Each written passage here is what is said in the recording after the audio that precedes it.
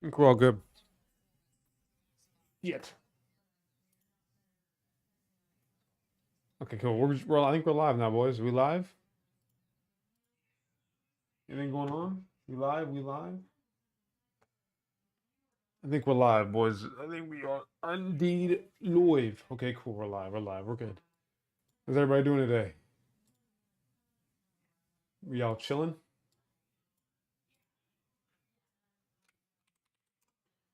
Bomba.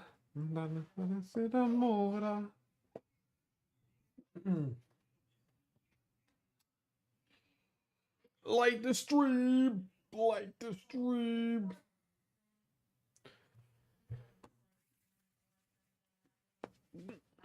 How we doing today, fellas? We chilling?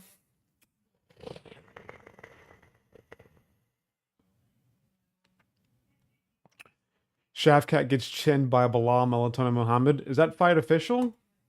Is that fight happening? Hold on, bro. Did I miss something today, bro? I've been playing Madden all day. I haven't really been doing anything. Is that fight official? Oh shit. Let me mute this real quick. Compa. Hold on, bro. Is that fight happening? Let me check Instagram real quick.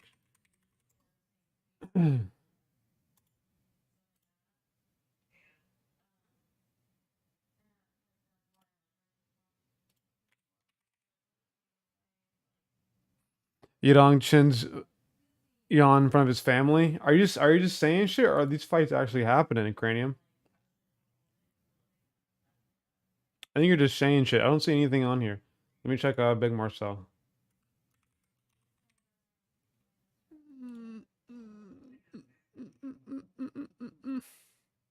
Diego Lopez is fighting Pat Sabatini. Okay. It's a bad matchup for him. Bonfem's fighting Vince Piquel.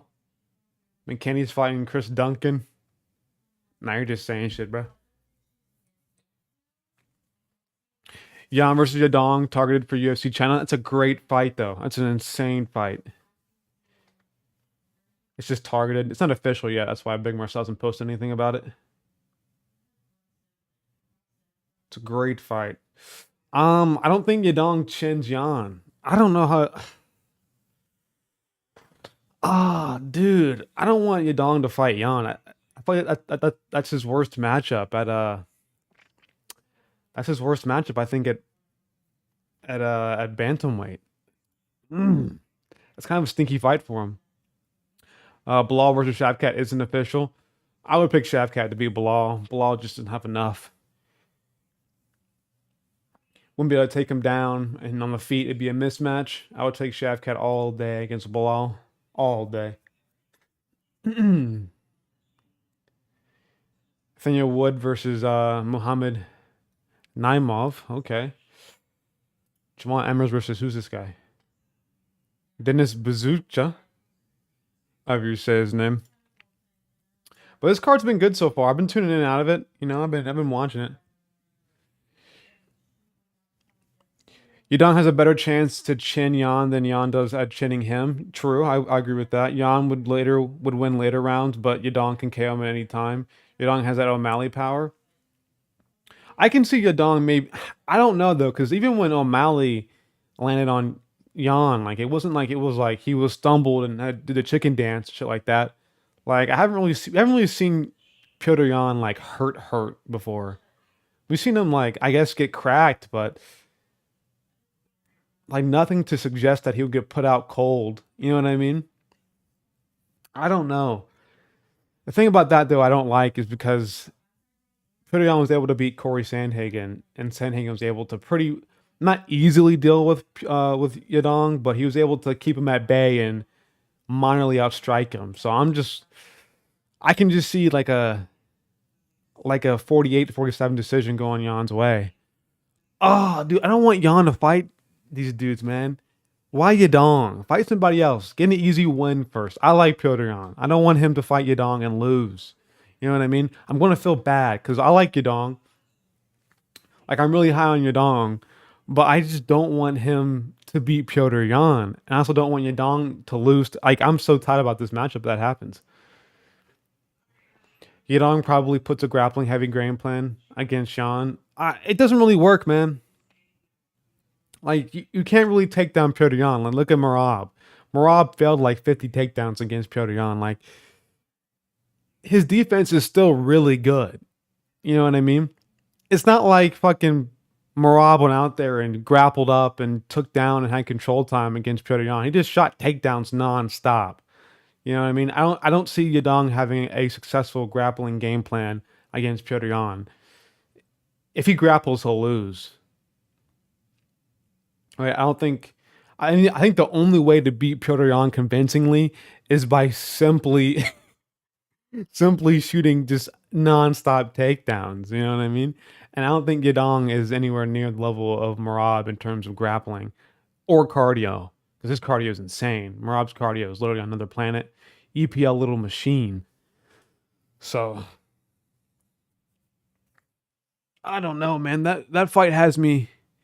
That fight has me pretty tied up about who I want to win, because I like them both. Marab mentally broke Yan, gave him 1,000-yard stare.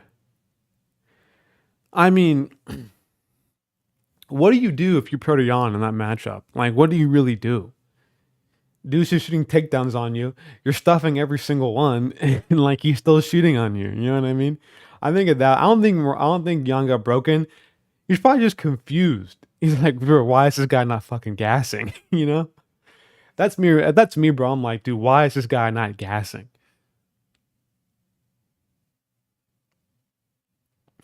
I don't know why they didn't count the knockdown in the second round that Sean got against Yan. He didn't knock him down. He didn't knock him down. He rocked them, but then Yang went for like an overhand right and fell over himself. He didn't like knock him down with a punch. That's why it wasn't a knockdown. Because O'Malley landed that right hand, stumbled him back, and then Yang was like circling out with a high guard and went for overhand right and just fell over. So it wasn't really a clean knockdown. If anybody got knocked down, it was probably O'Malley. I would say O'Malley got knocked down more than Yan did, but Yan technically took him down. He didn't really knock him down. He took him down because he rocked him, and then O'Malley was grabbing onto him, and then he just tripped him over to the side and got on top.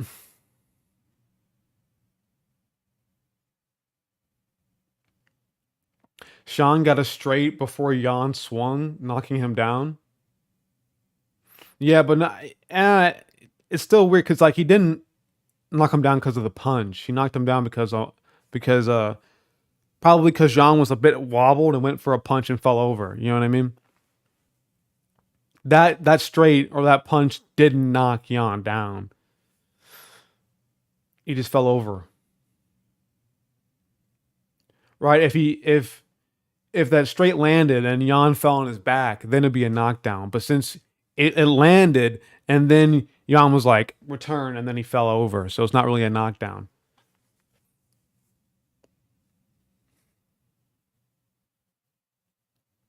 It was more like a slip, right? Because even when Jan fell down, he was like literally like I think he fell on one knee and bounced back up. It wasn't really like a full knockdown. You know what I mean? But then again, I guess they counted the one that Masvidal got against Colby Covington as a knockdown. He literally just took one knee. Hold on, that counts a knockdown.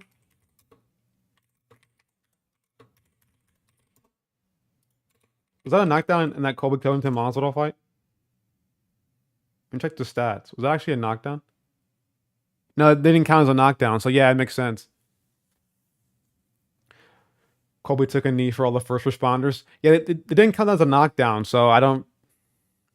Yeah, they didn't count that either. So yeah, it makes sense why they didn't count the O'Malley Yan one as a knockdown either, because he probably just took a knee. So yeah, it wasn't a knockdown. So it's probably some rule in the rule book. Sport like a knockdown has to be you falling on your butt. You know, some type. I don't know what that would even be. Because did they count the McGregor Habib one as a knockdown?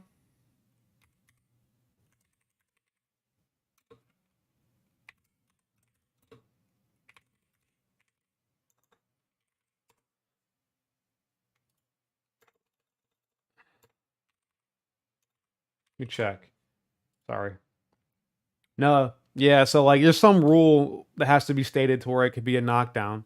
Yeah. I don't know because the McGregor Habib one wasn't a knockdown. The Masvidal Covington was a knockdown, and then the O'Malley Jan one wasn't a knockdown. So there's some sort of rule in there, some sort of description of what's a knockdown. It's confusing what they define as a knockdown.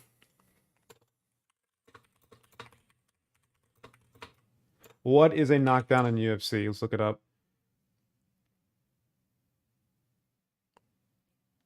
A knockdown occurs when a fighter touches the floor of the ring with any body or any part of the body other than the feet following a hit, but is able to rise back up and continue fighting.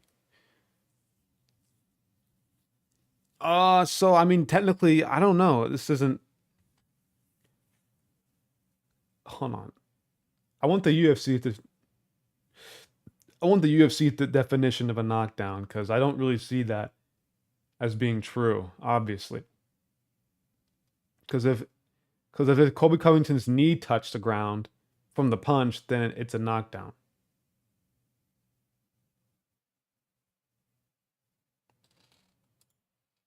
What? Oh, dude, don't tell me ESPN is crashing right now. Okay, we're fine. We're good. So with the takedown, the takedown's like the takedown one is like establishing control. If you establish control, then it's considered a takedown. If you get somebody down, they pop right back up without any control time, then it's not a takedown. But if you get them down to like all fours or on their side or whatever, and you have like at least a second of control, then it's considered a takedown. I'm pretty sure. Colby took Usman down. They didn't count it. I know that was a takedown. Sean knocked Jan down, but they didn't count it. I don't know. There's some sort of legality or like weird term, or they're they're probably more specific in the actual rule book of what a knockdown is. But I don't know off the top of my head like what their criteria for a knockdown or takedown really is.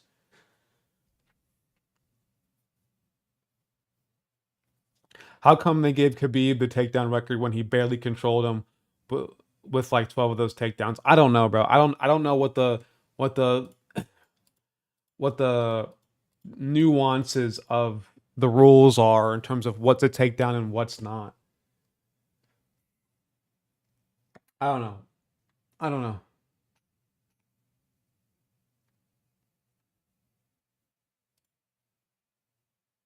Okay, actually, here it is right here. This is on Reddit right here. I'll show you cranium. This is actually the yawn one. Yeah, that straight right. Yeah, never mind. Yeah, that is kind of a knockdown, low key. Yeah.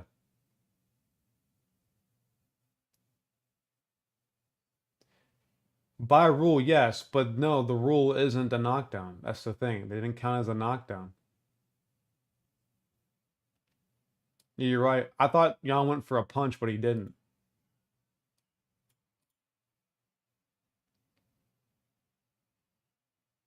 If the punch down you, yeah, then that's it's a knockdown. I think officially, there's nothing here on Reddit that tells me that it's a knockdown.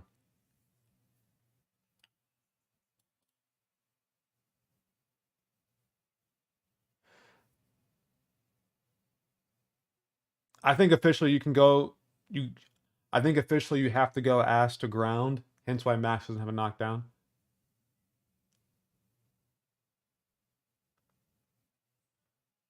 I guess. I guess officially it has to be you like falling over. I guess like you have to be like clearly fallen over. I don't know what it would be, but yeah, he definitely rocked and hurt him.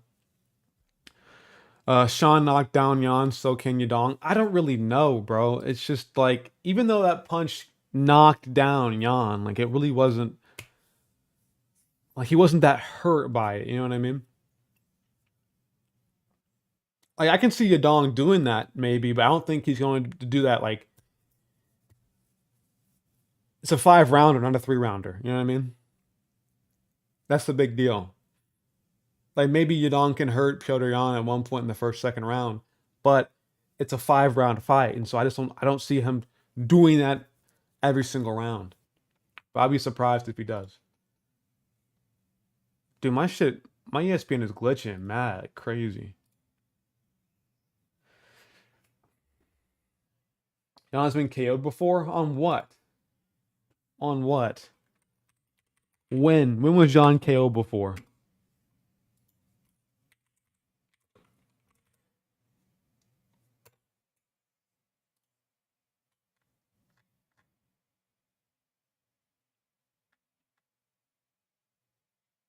Oh my god, on the amateur scene, bro. Back in 2014. And his amateur, yeah, bro. That's the thing, bro. I can't credit the amateur scene as I'm getting hurt. I think what else did he get hurt in? I think in the Uriah Faber fight, did he get a bit hurt for a second, maybe? What's up? The Roman Empire. About once a week. No, you don't. Yeah. Have you seen that? No. It's a man thing. Every man thinks about it at least once a day or once a week or once a month. Yeah, I say about once a week. Why? What's the obsession with the Roman Empire? Usually I tie it to tattoos. Sometimes I think about what tattoo I want to get. I think about something Roman. I guess you think about like Roman numerals. Yeah, let me know. I think about like statues.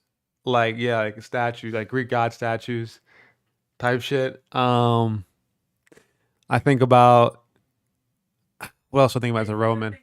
People go to the website and be like, "How often do you think of the Roman Empire?" And they're like, usually like once a day or like usually once a week. Yeah, I say about once a week. I think about the Roman Empire.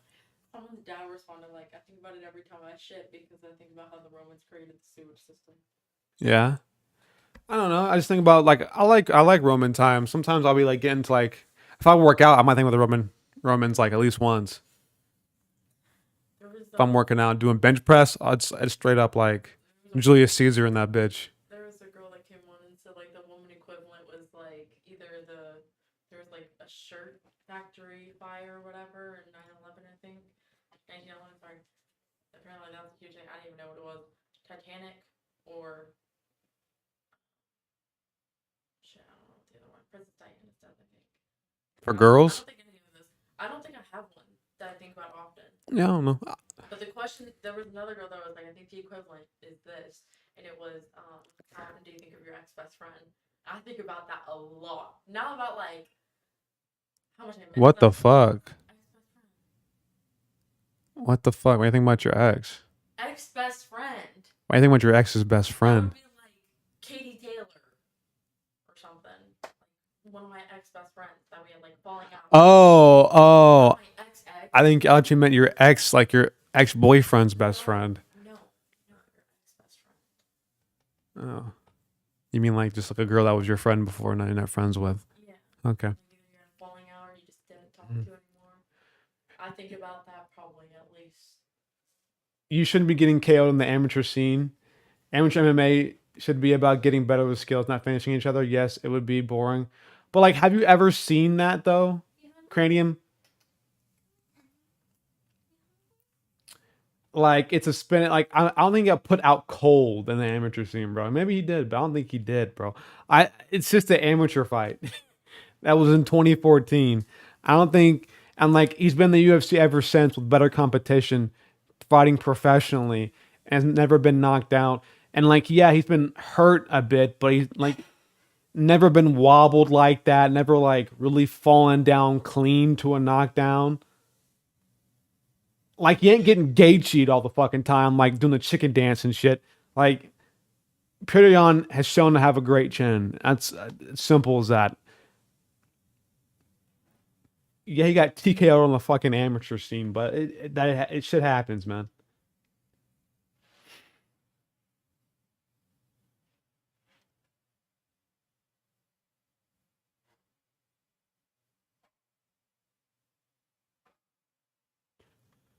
It should be like getting amateur. It should be like amateur boxing where they count you getting rocked as getting KO to prevent CT early in the career. It's probably what it was. He probably got rocked in the amateur scene. That's why he was an amateur.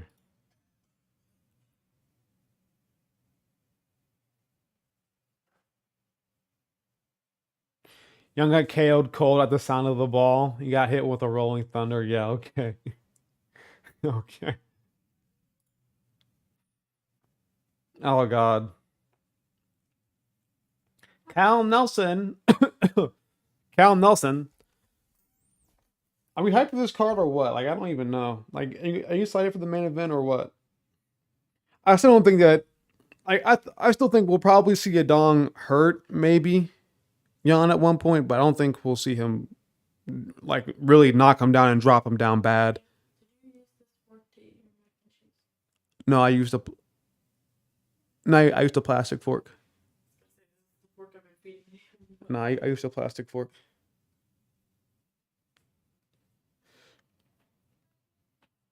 Cal Nelson, the off-brand Garam, exactly. He is.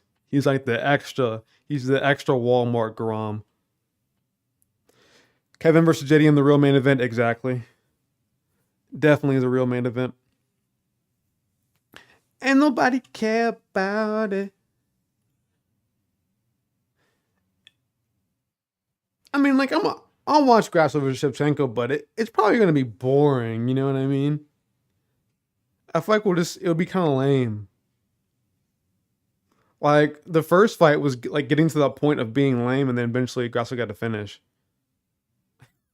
I remember I was literally like walking away or doing some other shit, and then Grasso finished Shevchenko. I was like, what the fuck?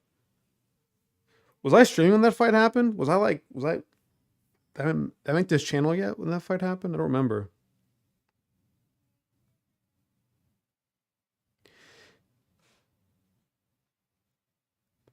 Jan was winning that fight. Then they got him with the Rolling Thunder as Jan was standing up. A buzzer beater KO. That wasn't Jan. What are you talking about? It literally says spinning back fist finish on the amateur scene. He did not get Rolling Thundered KO'd at the buzzer beater. That was probably somebody else. I saw one video of a guy getting Rolling Thunder KO'd, but definitely was not Piotr Jan that happened to him. Definitely was not Piotr Jan. No, here we go. WNBA. Woo. There's a video of it. It's in a boxing ring of Piotr Jan getting Rolling Thundered KO'd. Not a shot. That'd be everywhere.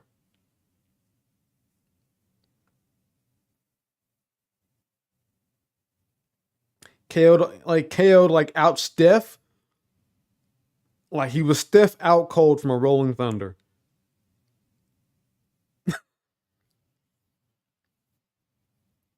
No way. No way that was Piotr Jan. I remember seeing a video of somebody getting Rolling Thundered KO'd, but it was definitely not Piotr Jan.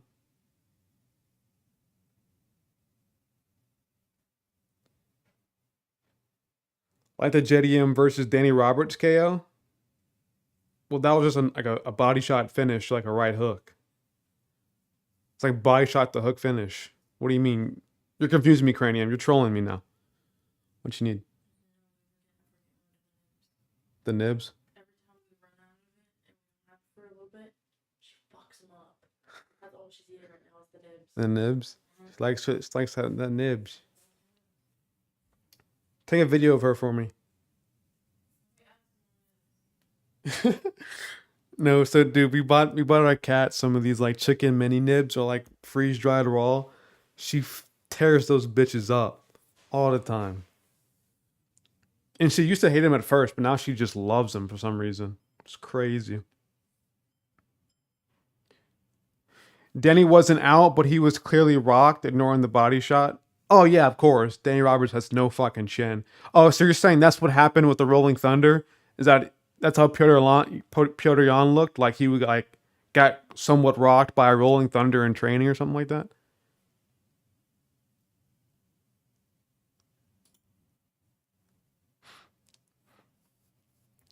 I'll look it up after this fight.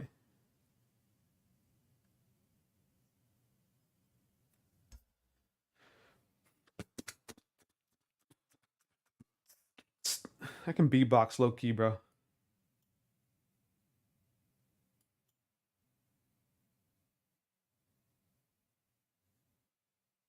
The vid is grainy, but it clearly resembles Piotr Jan. I don't know, bro.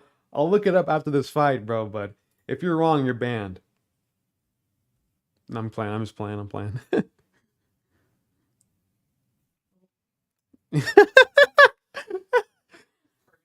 It's wide now. Just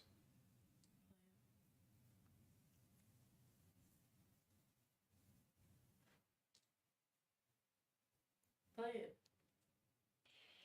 so I can see it. I'm scrolling through it. Never eaten some wet food. Nope.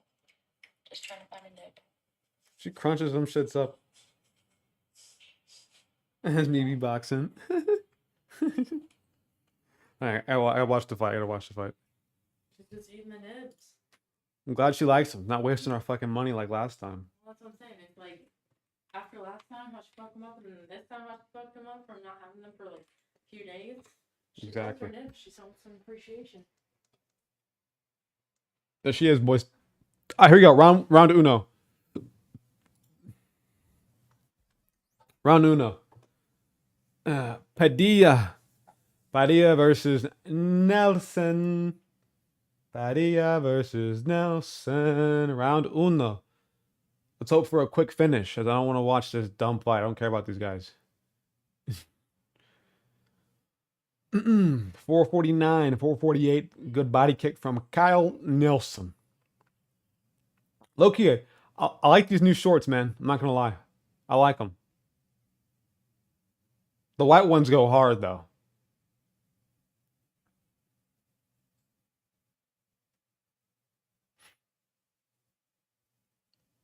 Inside leg kick from Padilla and an oblique kick right afterwards. Another one. 420. Blaze it. Good outside leg kick from Nelson. Spins around Padilla. Mamma mia. Those shots missed, I think, from both. The leg kick from Nelson might have landed. Oblique kick from Padilla. Padilla. Definitely more rangier than Nelson. Goes in for right hand on the guard. Good leg kick from Nelson again. I think his nose is a bit red or a bit bloody. Nelson is. Good check hook from Nelson.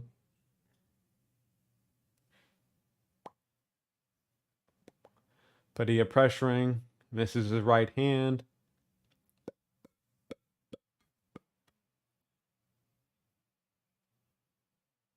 Inside leg kick from Padilla. Good jab from Nelson.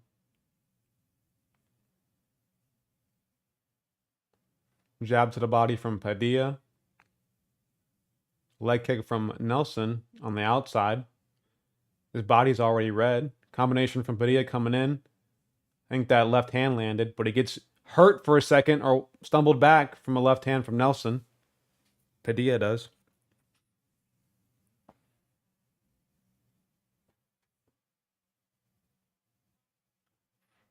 .243, 242, 241. Right hand from Padilla.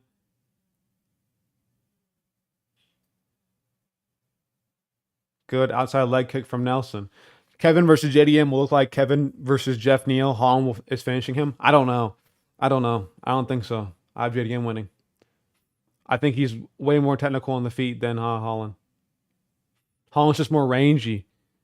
But I think if JDM can pressure him back against the cage, I think he'll find a shot, a body shot that will hurt Holland. Both throwing combinations here. 205, 204. Padilla rushing forward. Nelson's out the way. Nelson checks that body kick. Lands a jab. Nelson's nose is already bleeding. The bridge of his nose is. Like the inside of his eye almost. Overhand right. Good elbows from Padilla and close. They're trading the pocket now, swinging. They're both good.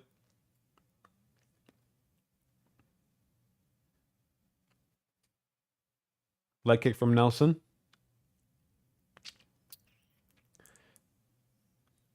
Overhand right, I think grazes Nelson from Padilla. Just touching the guard right now. The high guard of Nelson.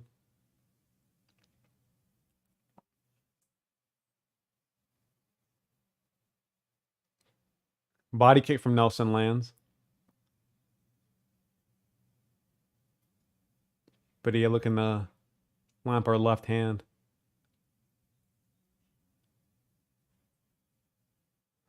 Nelson shoots a takedown, gets it stuffed immediately. Good defense from Padilla.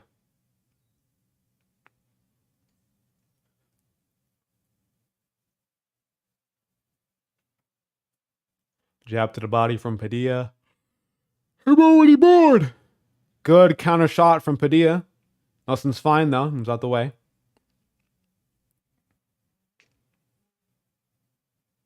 Good jab from Nelson. Pops the head back of Padilla. Padilla looking Strickland-esque. He's looking weird. I don't know. He's definitely doing more in Strickland. He's using like oblique kicks, uppercuts, elbows. Definitely not. I wouldn't say Strickland-esque. Just rangy like him. I guess. I don't know. Not really rangy. I don't know. Nah, I wouldn't say Strickland-esque.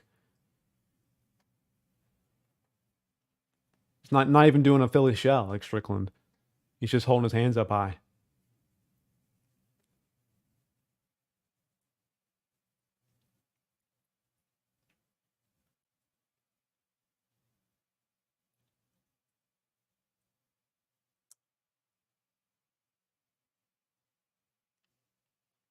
He's not hitting him hard, but Nelson's already bruised. Yeah. Nelson, like, is pale as shit. So any amount of damage is going to show on his face. What are you doing? You want to see my cap? Come here.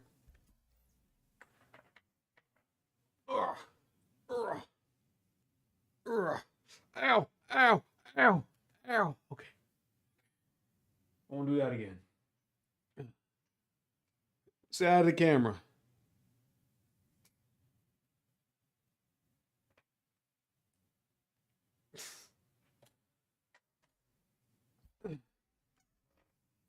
Thanks, she scratched me on the back paw on accident. Here we go, round 2, Nelson versus Padilla. 452, 451, 450. Good body kick from Nelson off the rip. And the outside leg kick, too. Ba, ba, ba, ba, ba, ba, ba. Jabs from Padilla. I think one barely landed. Outside leg kick from Padilla, kind of partially checked. That one landed, though. Teep from Padilla. Goes for the oblique kick, but misses it. Good right hand from Nelson. Kind of hurt Padilla for a second, but he's okay. With that Mexican chin. That hurt him? I think the head kick hurt Padilla. In the pocket traded now. They're swinging in the pocket hard. Padilla smiles at him. Head kick lands from Nelson. Flush. What a chin from Padilla. Padilla got hit by that right hand. Just kind of like stood there for that head kick and just stood there like straight still. So I thought he got rocked for a minute. Overhand right from Nelson. Body kick from Nelson. Overhand right from Nelson lands flush on Padilla's chin. He's tagging up Padilla kind of this round.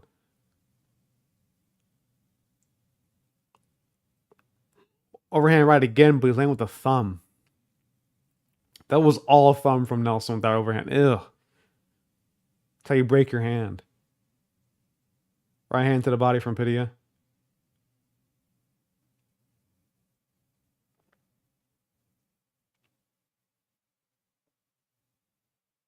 Outside leg kick from Padilla. That was nice. Overhand right again, but with a thumb.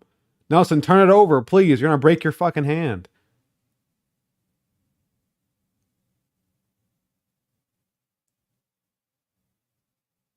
Flying knee attempt. Uppercuts in the clinch from Padilla. They separate.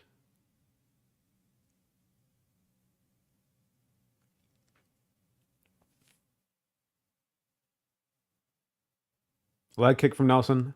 Partially checked.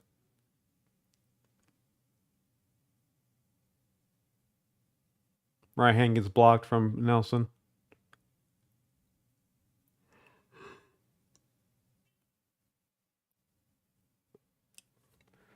.230, 229, 228. Overhand right misses. Padilla's a minus 520 favorite. Okay. Head kick. The toes graze Padilla's face, but he turns with it.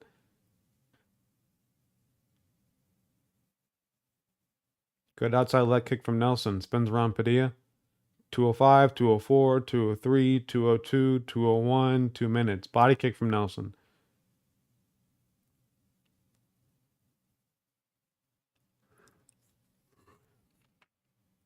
Ooh, that left hook kind of grazed the face of Padilla there. It's close.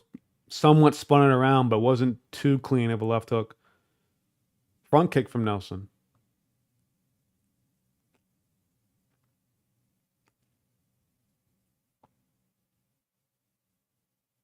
Oh, I didn't pick this card. I'm dumb.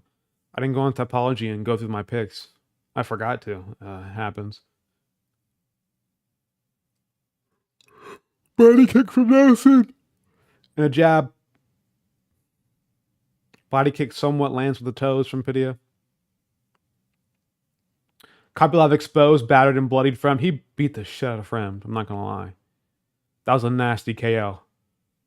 Was that like a left hook to the body? So nice. He dipped down with it too. And fucking the body kick before was flush. Kopylov's legit, man. He'll be something in middleweight, I guess. Watch, we'll see him. We'll see him fight like a Brendan Allen, get exposed and get beat up on the feet the entire time.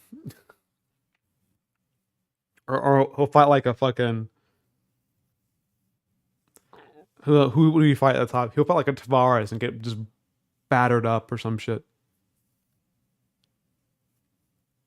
They clinch up.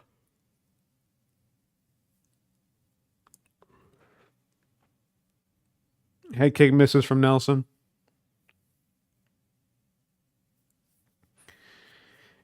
He seems to slow in the later rounds. Kopylov? I don't know. Seemed all right. I didn't watch it too intensely. I kind of had in the background as I was playing Madden. I had the fight on. I was kind of just like tuning in and out every second, watching the fight. So I didn't really see if he was gassing or not. But it was only the second round, so I wouldn't imagine he's gassing too much.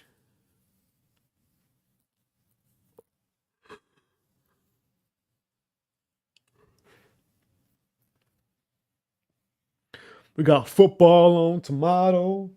We got football on. Kazuya Vittori surviving the earlier rounds and mauling him. Listen, Vittori should not win another fight. He shouldn't.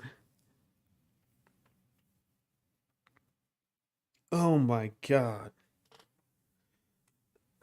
The fact that Vittori made Dolidze a close fight on the feet just disappoints me so much. But middleweight is getting better, though. I'm not going to lie, guys. Middleweight's getting better. We're getting some talent now in middleweight. With Derek Brunson retiring or not signing back to the UFC, let's go. Make some more room for some more middleweight talent to make their way up the division.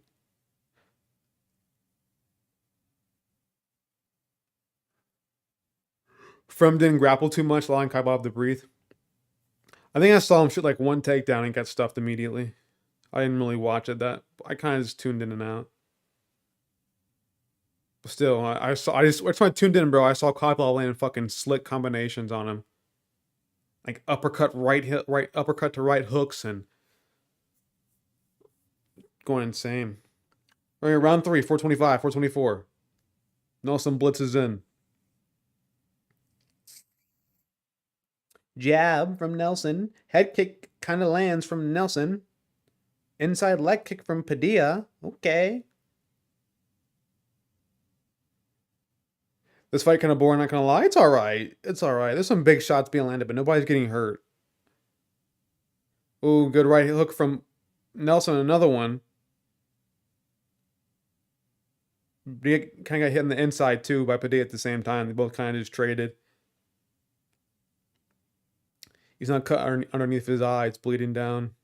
Not a bad spot to be cut. Right hand uppercut on the guard. Cup hit from Padilla. Timeout from a groin shot.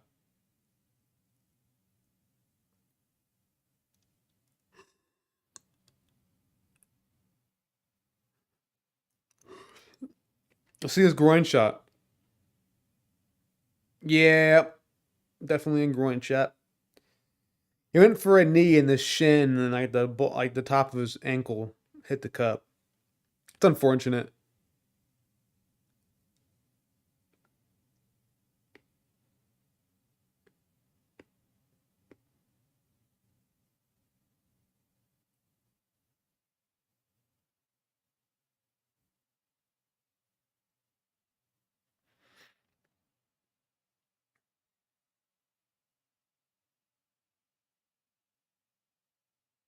Here we go. Fights back on. Good body kick from Nelson. 323, 322, 321, 320. Front kick from Padilla.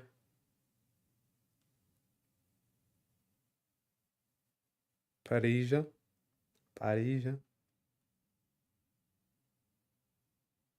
Good right hand from Padilla. And good head movement afterwards.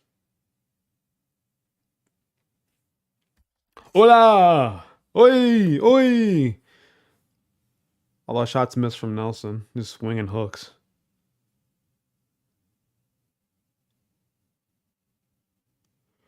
Nelson's out landing Padilla. I don't know why he's like a -5-something favorite. I don't know. Fixed the takedown, doesn't get it. 230, 229, 228. Bit more even on odds here. -140 for Padilla now. +110 for Nelson. Can't really tell who's winning. I really don't care who wins either. I'm not even gonna like give you a round like who won. I really didn't take it that serious.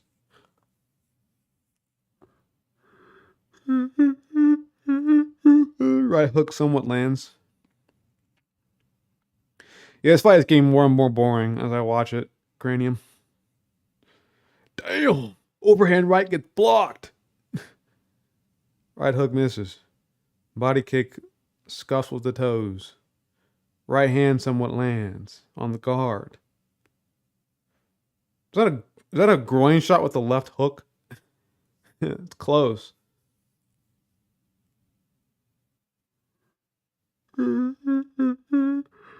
This might be a Nelson fight, though. I don't know. If he knew how to turn over his overhand rights, he might have KO'd Padilla. I'm not gonna lie.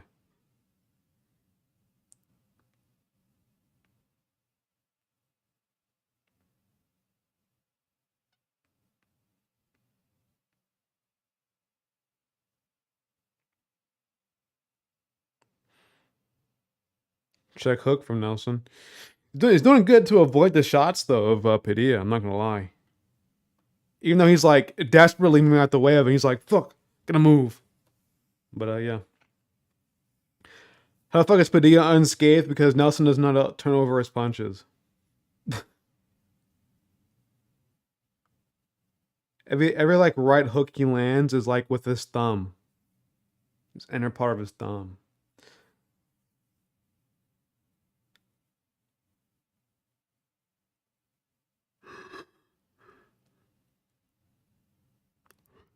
Good double leg. And gets him down. Nelson does. Nope. Good scramble from Padilla to get back up to his feet. And Padilla is also like Mexican, so.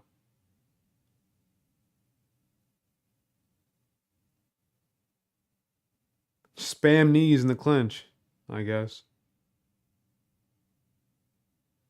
A little Volk style, bro. Nelson had that little Volk feint with his hands down. Just that's that Volk feint, bro.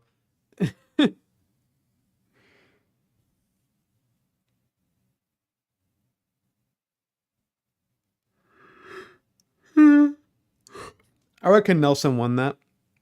If the strikes are correct, the strike stats, they're saying Nelson was up like 35-20, I think. So if those are right, then yeah, I guess Nelson wins. Petr Yan could be featherweight champ. I think he's too small.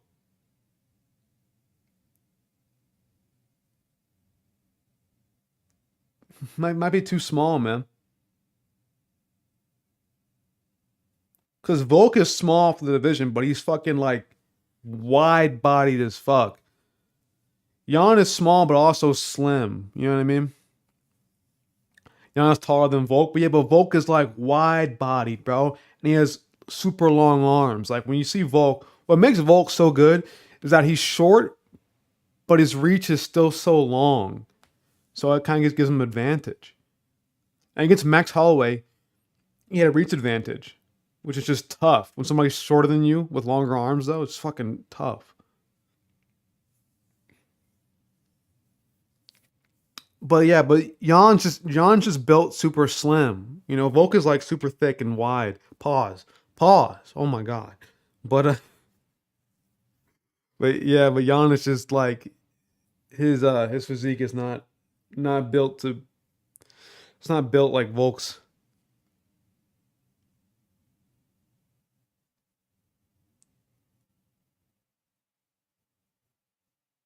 Padilla lost probably.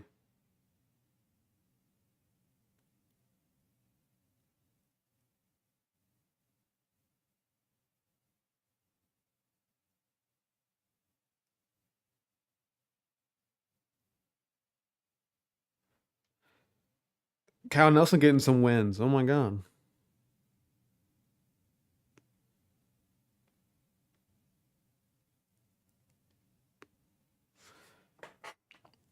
Doesn't he sound super Canadian?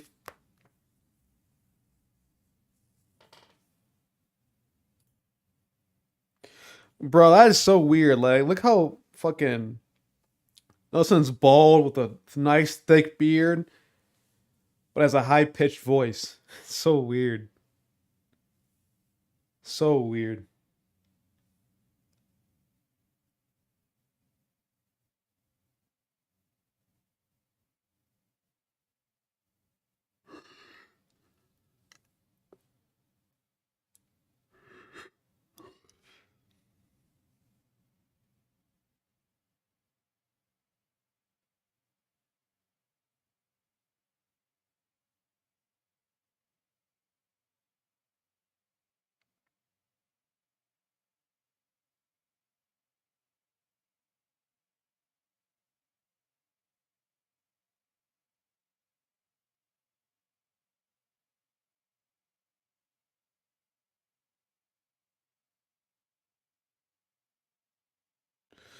Although it was boring, must have been a hell to fight through that. To fight through what? Graham Nelson looks like the most Russian Canadian. He does, bro. Like you think he would have a deep ass voice, but like it's just super Canadian. Super soy. Bryce Mitchell. Let's see them fruit trees. Tatiana Suarez. Jamal Hill. And there's Marab in the background. Marab's broken ass nose in the background, bro.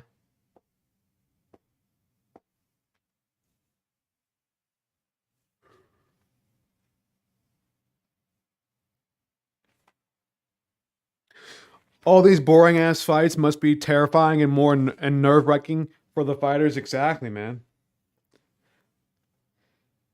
Decision merchants have feelings too. I can honestly feel like, bro, like I don't know. I feel like when a fight's boring and you're watching it, waiting for your like waiting and like you're up next or whatever, you're just like getting antsy, you know? Like you're in the back training, waiting for your fight. You see in the background, like you see Kyle Nelson versus Padilla, and you're like, bro, fucking get it going. I want to fight. You know what I mean? I'd be antsy as hell in the back, watching a boring ass fight, right, getting ready for mine. Christos Giagos. Christos Giagos. Mis amigos. De nada. I forgot I have this still.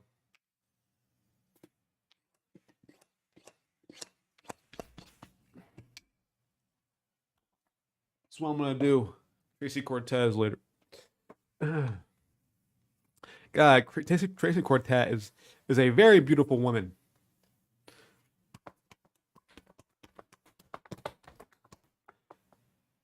Tracy Cortez is a very, very beautiful woman. That's all I'll put. That's all I'll say. Be respectful.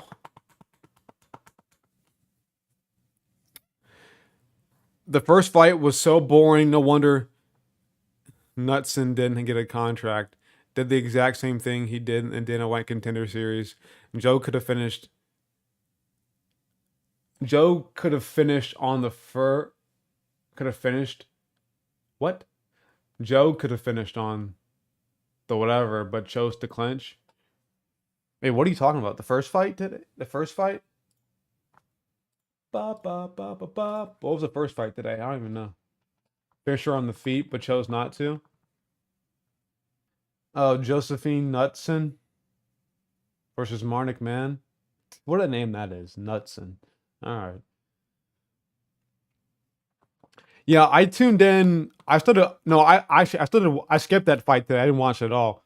I watched the Charlie Campbell versus Alex Reyes one. I think I was eating, doing something, and I watched the Cortez one, kind of like on the side, and then I watched the Soto versus Chavez one. That was weird. Dominic Cruz was ripping the referees for that oh whatever premature stoppage. He was going in. Dominic Cruz was not happy at all about that stoppage.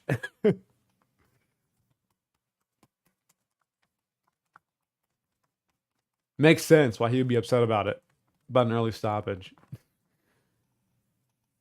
Yeah, I saw Lupita Godinez one before I got on here.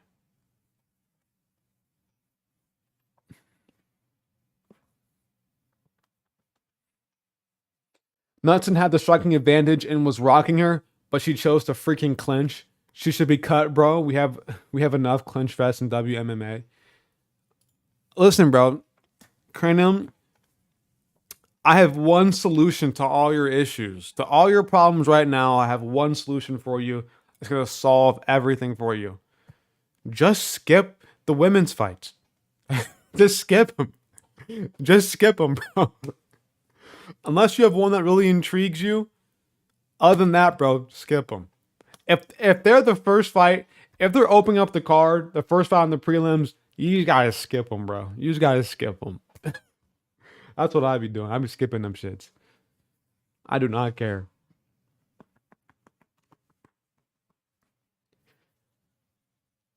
Like, as time has gone on, I have cared less and less about WMMA. I just don't have an interest in it anymore. She even said in the post-fight interview, I could have finished, but I wasn't comfortable. Cut her ass. She knew she was stalling. Yeah, that's why I don't watch when like they have no IQ. Listen, if you can finish somebody and have a chance at a 50K bonus, you gotta do it. You know what I mean? That's the dumbest thing I ever heard in my life. I could have finished her, but I just chose not to. Like, that's dumb. Get you a finish and get you a chance at some more money. You always want finishes in the UFC. Let's say she goes out there her next fight and just does terrible. Now she's cut. But if she went and finished her last opponent, the UFC might be like, okay, she's exciting and has potential still, so we'll keep her on instead of cutting her. You know what I mean? You know what I mean? But yeah, save yourself the headache, man. Just skip the women's fights.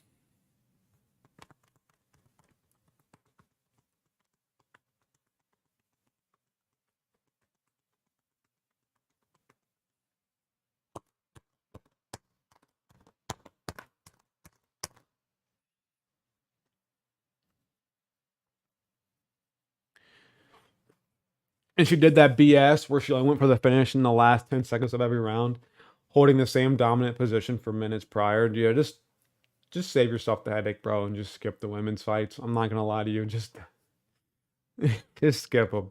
This right, because I didn't watch it, bro. No harm, no foul. What I don't see can't hurt me. What I don't know can't hurt me. I think it's the right reference. So just skip that shit, bro. Fuck that shit. I'm not watching any. I have not watched a women's prelim in I don't know how long. Well, actually, no, I watched Tracy Cortez. I haven't watched a women's opening prelim in I don't know how long. I always skip that one. But what the fuck was that highlight? They showed of Christos Giagos. That guy was tapping, bro. The ref was just staring at him.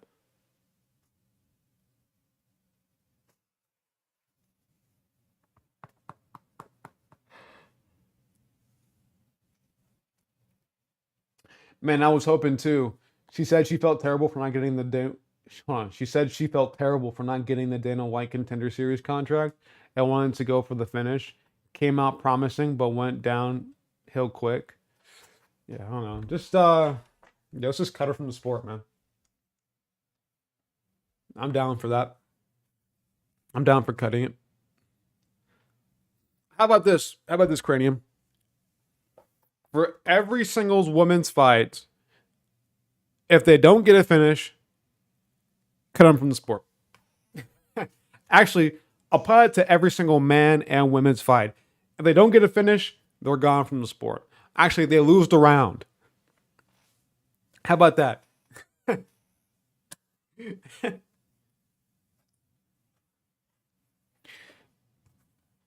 WMMA should be entirely its own program like WNBA. It wouldn't survive on its own. It wouldn't survive. And the UFC would get hella flack for that. The UFC would get so much shit if they just were like, hey, we're separating women's from the men's divisions now.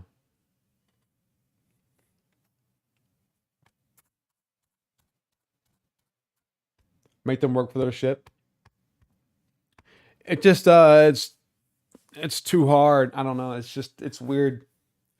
Like you have for women to how do I say this without getting myself canceled?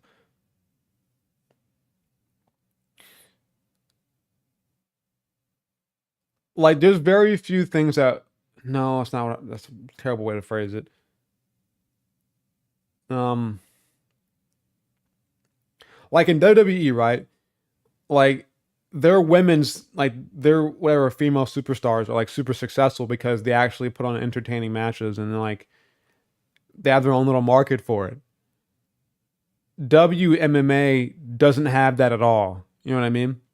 So like they would get fucked, and no one. It would probably be a dying sport if they separated from the UFC's men's divisions.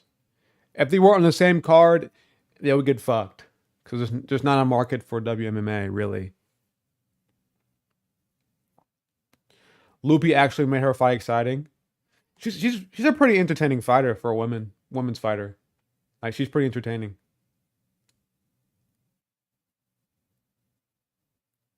She always brings it.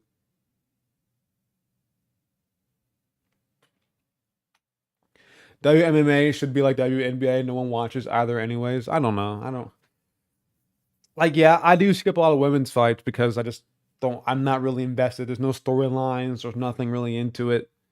You know what I mean? Like I'll watch like a championship one or like one on the main card, but most of the time I skip the early ones because I just don't find them interesting.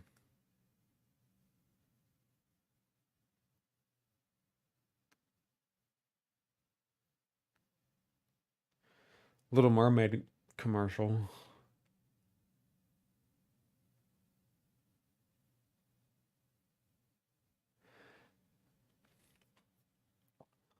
They don't even trash talk. I know. There's just nothing really. They don't market themselves very well. That's kind of their issue right now. They don't market themselves very well, and then they go out there and then they do they have boring performances a lot of the time, and it's just like I'm just gonna not watch. Pena made that shit interesting. That's why I like Pena, bro, because she's at least like since Nunes left, like she's the only one left that could do something about it, bro. And like now she's, you know, even though her shit talk is delusional and dumb, at least she's trying to be interesting. At least she's trying to hype up her fights and sell something. At least she's trying to be something and bring some hype to a women's fight. It's like, thank you, you know what I mean? But people are like, oh, she's delusional. Oh, she's stupid. Oh, blah, blah, blah. I hate Pena. Good. It's a good thing you hate her.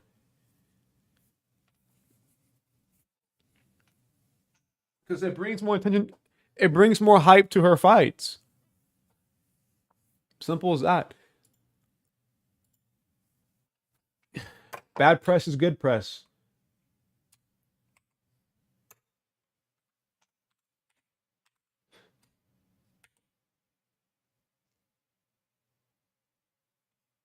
Here we go. We got Daniel Zellhuber versus Christos Giagos.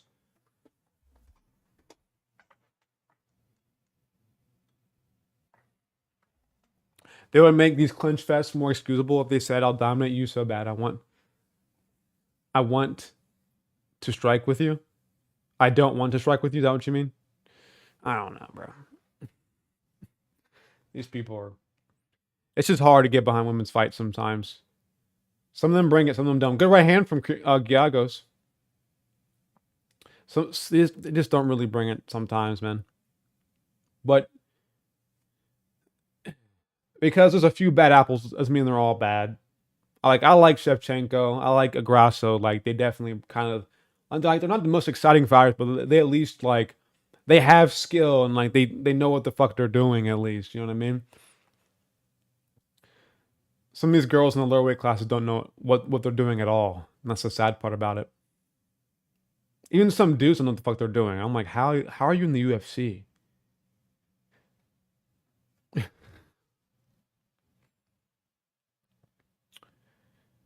But I like Godinez. Who else do I like? I like Chaim Vlismas. I like Tracy Cortez. You know, good combination from Giagos. But while I like actively watch their fights and like seek them out, no. I think I do watch every single card, so it is what it is. I'm gonna see a Cortez fight no matter what. Good left hand from Giagos. He rocks Zellhuber. Oh my god. Zellhuber's rocked over the place. He's on his bike. Bad. Zellhuber is circling bad. He is rocked. Good left hand from Giagos. When did he get so fucking good?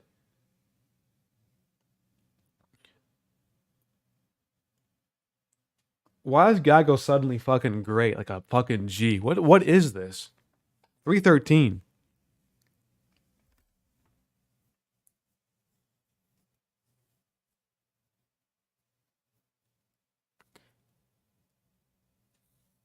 Yeah, when did Giagos get so fucking good, bro? Holy shit.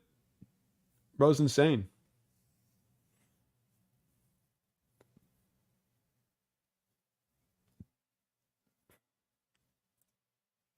$245. 244, 243. All these shots are getting blocked from Zellhuber. Ooh, that was close.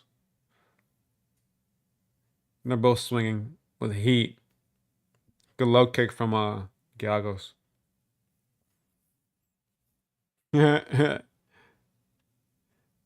Brendan Moreno.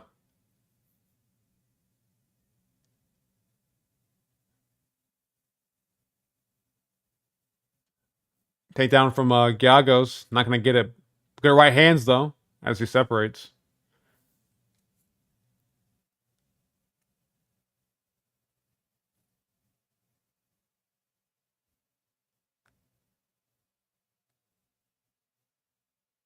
Body kick from Giagos lands. Good low kick from Giagos. Overhand right lands from Giagos.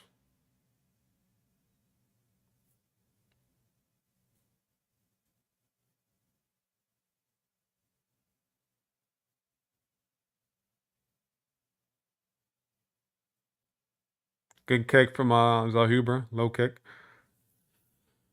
Good combination from Giagos. Lands flush on Zellhuber, but he eats that one well. Good low kick from Giagos, but he eats a body shot at the same time. 105, 104, 103, 102, 101.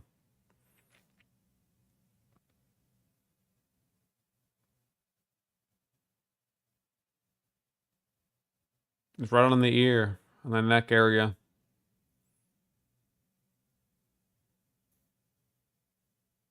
Oh, good jab from Zellhuber. Flying knee attempt misses. I go to the takedown. Underhook for... Nope, good defense from Zellhuber.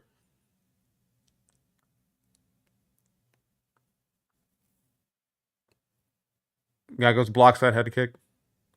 Inside leg kick from Giagos.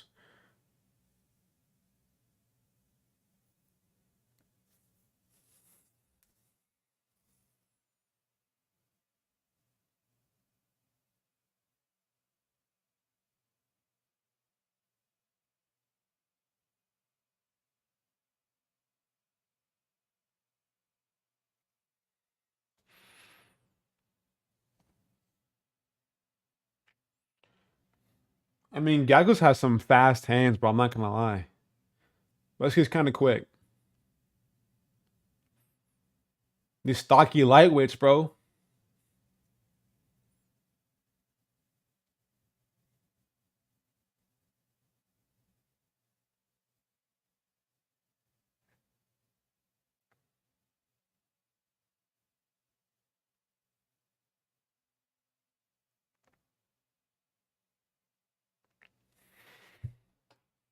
Oh my god, ladies and gentlemen. We have a certain pussy.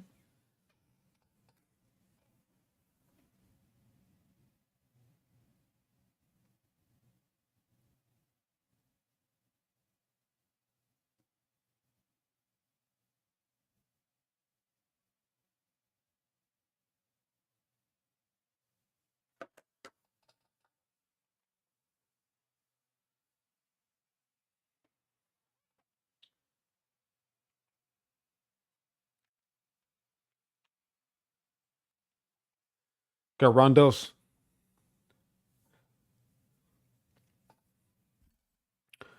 $455, $454, $453, $452, $451. Good right hand from Giagos.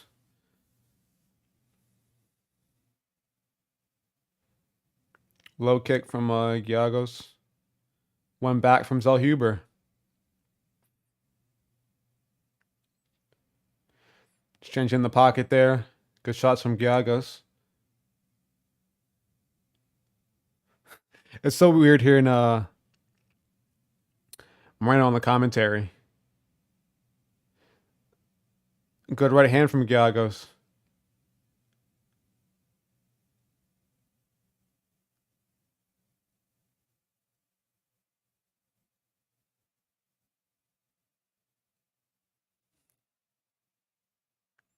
Left hook from Giagos, I think landed. I couldn't tell if it did or not.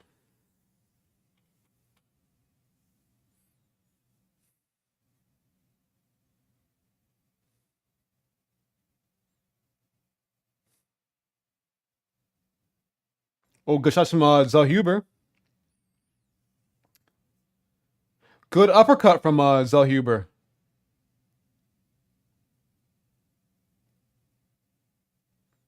Takedown attempt from Giagos. Doesn't get it. Work on his single still. Trying to turn the corner on him. Good balance from Zellhuber. Against the cage now. Double leg attempt from Giagos now. Nope. Underhook from Zellhuber. Good defense. Turns around the clinch now.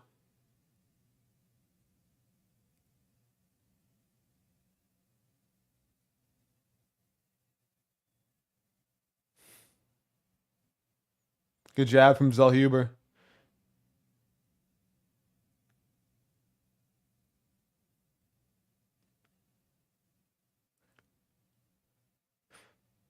I think the range is starting to get into Giagos a little bit now. His reaction time's kind of slow too.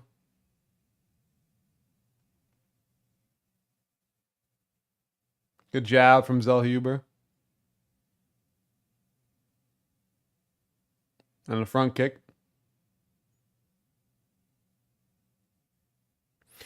Yeah, Giagos' reaction time is really slowing. He's like delayed on his reactions now to Zellhuber.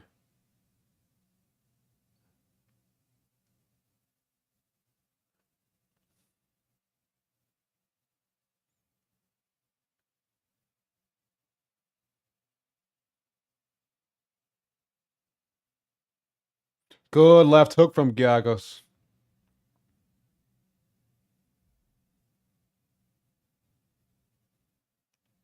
Good right hook from Zellhuber. I think he rocked Giagos. He should take down.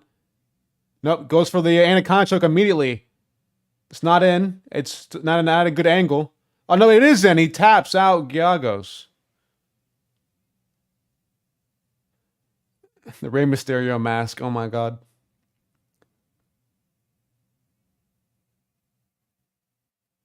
That wasn't really that deep in. What the fuck? Okay, but good win from Zellhuber.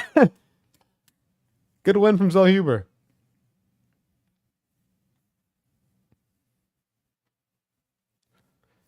It wasn't really in like that, but I guess I don't know. Good win from Zellhuber though. Good win from Zellhuber. Like he immediately tapped that pretty much.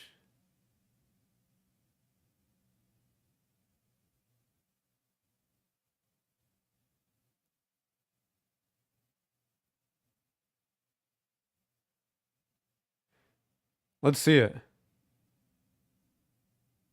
He has a nice right hook that landed. I think it stunned Giagos for a second. And so then he shoots a panic takedown pretty much.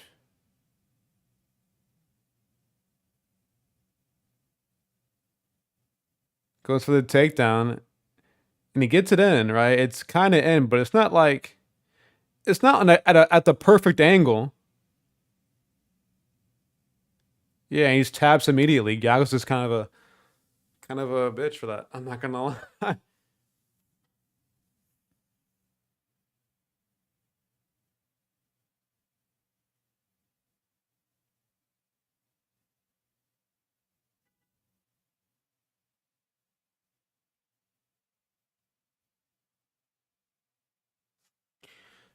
Good win from Zellhuber. Very nice win. Viva México. Vamos. Vamos, Zellhuber. Zellhuber. Zellhuber. Oh my.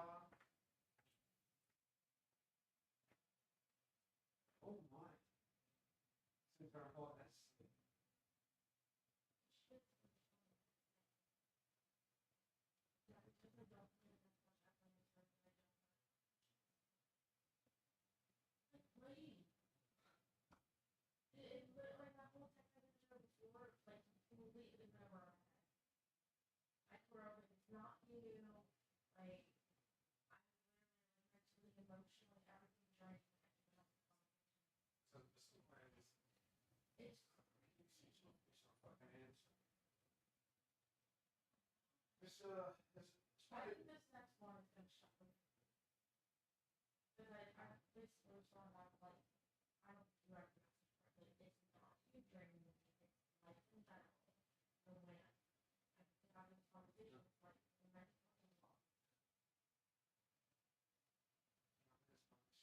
fucking song.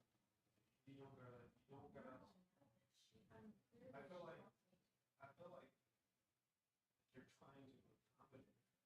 You're not trying to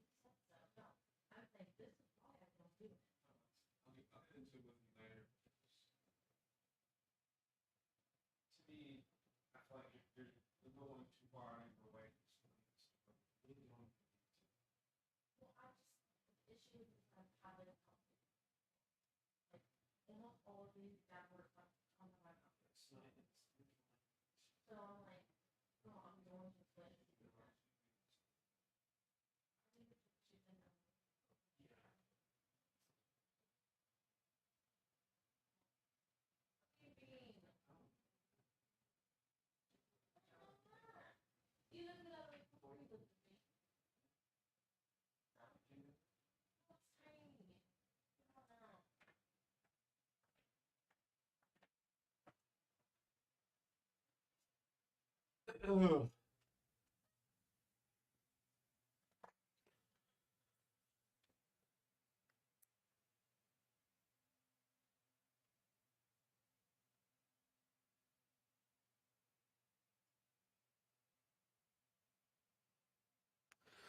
I am not watching.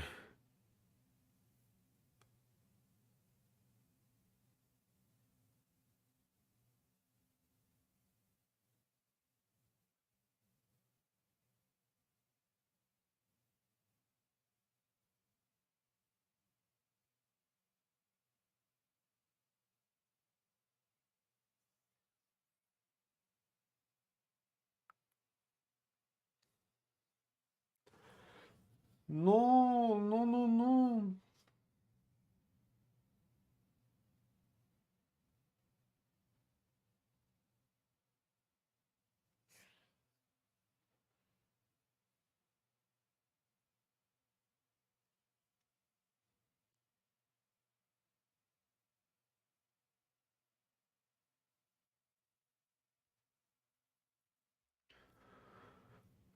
Venga.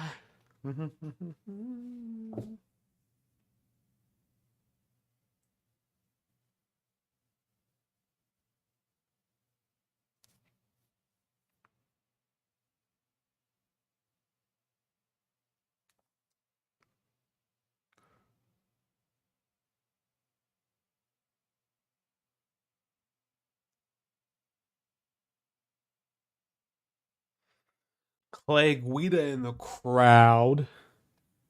Clay Guida. Cynthia Calvillo. Isn't she retired? Chito Vera.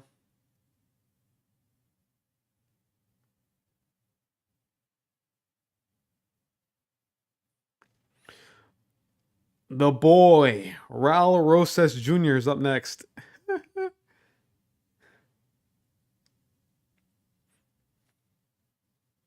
Throwing massive overhand rights.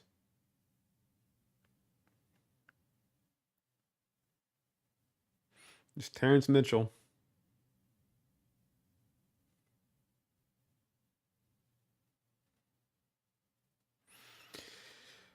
See how the grappling goes for Raul Rosas Jr.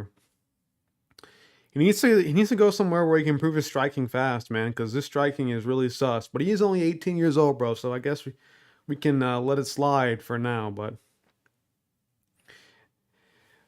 Eric Nix took a W coach, led Ngannou and Strickland to champs, and led Ige to school Nate to train in the UFC. He's a pretty good coach, man. Pretty good coach. Pretty good coach. Pretty solid coach. I still like Tim Welch better though.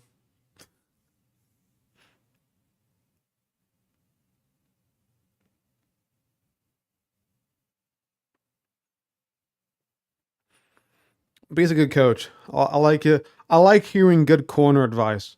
You know what I mean?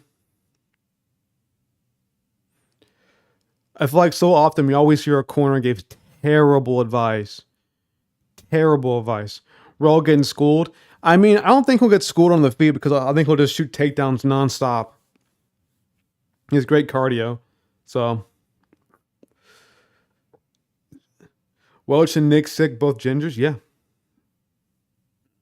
Redheads are on the fucking rise, man. I guess they make great coaches.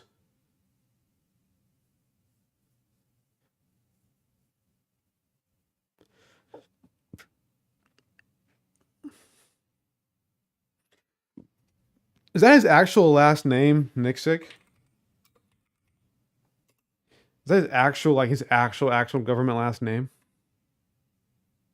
Or is that just something he says or calls himself?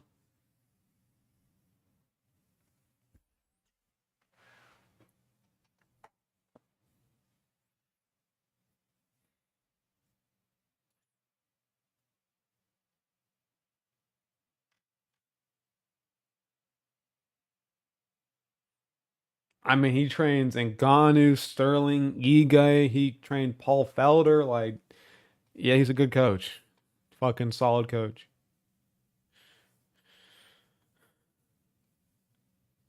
Sean Strickland. Welch literally meat rides O'Malley, but that can lead to great things. The reason why I like Tim Welch though is because I think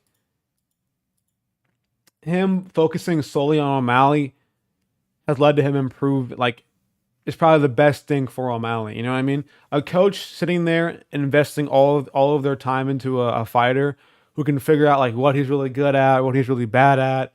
You know how he can improve. You know what I mean? I feel like does wonders for a fighter. That's why I like Tim Welch, and he gives great corner advice. Him being able to just nitpick and like really focus on Sean O'Malley as a fighter and develop him, I think is what makes him a great coach. You can call it meat riding, but I mean, he probably gets paid the big bucks by O'Malley.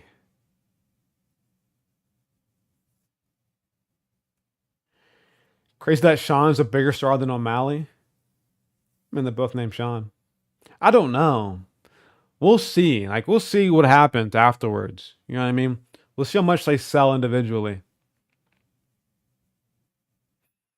I don't think that Strickland is a star, or not star. I don't think Strickland's bigger than O'Malley.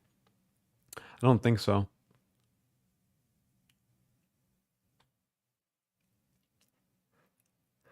O'Malley's more exciting. You know what I mean? We'll see. We'll see how it goes out in the future. But right now, I don't think that Strickland has beat out O'Malley. You gotta think O'Malley has a bunch of like kid fans. You know? JDM versus Holland, the real main event. Exactly. I guess we're all hyped for this one.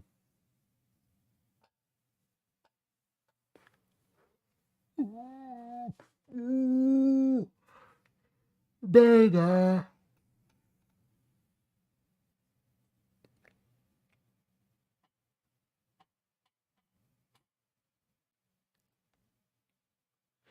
But what's next? Well, we got Raul Rosas Jr.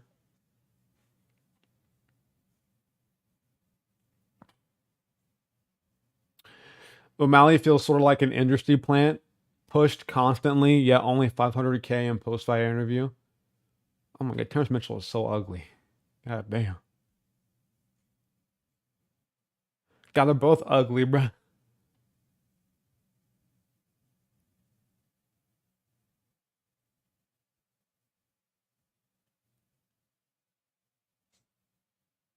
God, they're both so fucking ugly. I'm not gonna lie, bruh.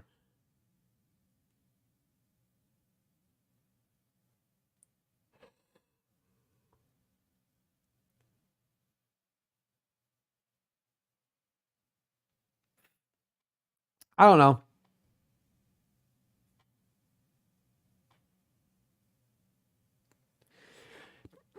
Terrence Mitchell has the biggest teeth I've ever seen. He does have some pretty long teeth, bro.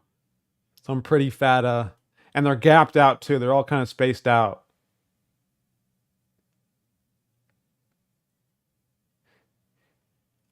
He seems a bit. He seems a bit off, Terrence Mitchell, if you know what I mean. He seems a bit off. Like, not there socially. You know what I mean? If you know what I'm referencing. Just a little bit.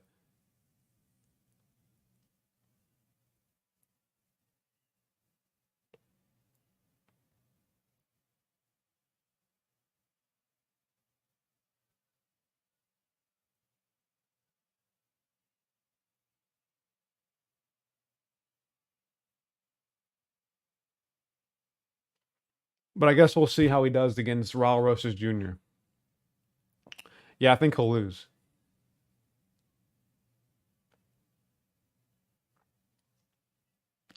He's got good body genetics, though. It's a good frame to put on some weight if he got bigger.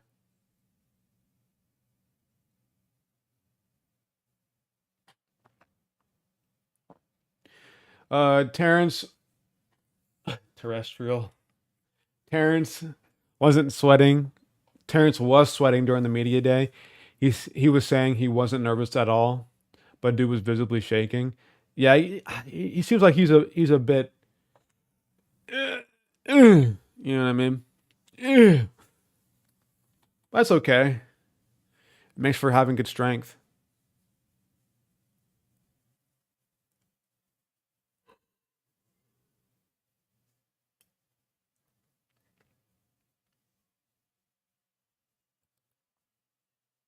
Trying to be respectful as possible. But he's lean, bro. Looking in good shape, though. Looking in great shape.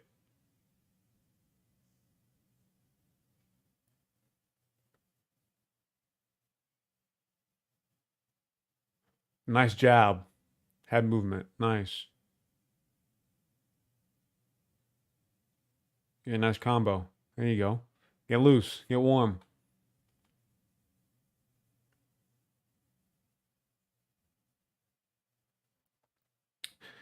Terrence has the friendliest Insta I've seen from a male UFC fighter. Dude has a cute ass dog. I haven't checked his Instagram. I'll check right now. Terrence. Captain Terrence Mitchell. Let's see what he got. It's him flexing with his training partners or his coaches. Oh, dude, he gets no likes. Holy shit. It's okay, neither do I.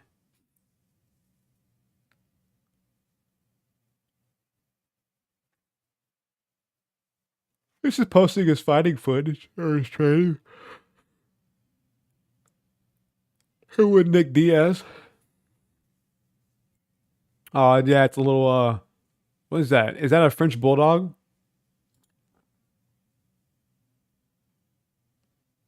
It's like a French bulldog.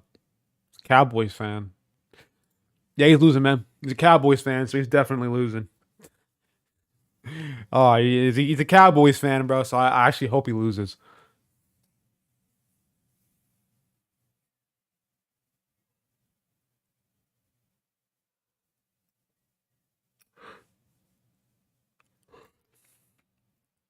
Hope Mitchell loses. I mean, hope Mitchell wins.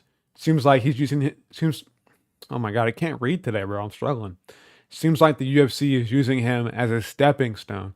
It should. It's a UFC, bro. That's what happens, man. They want. They want to promote their youngest fighter on the roster, who's 18 years old. Man. And it happens. It happens. It's pretty much. That's the fight business, pretty much.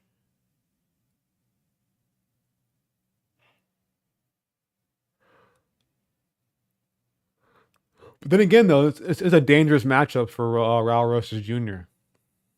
Mitchell's not a slouch.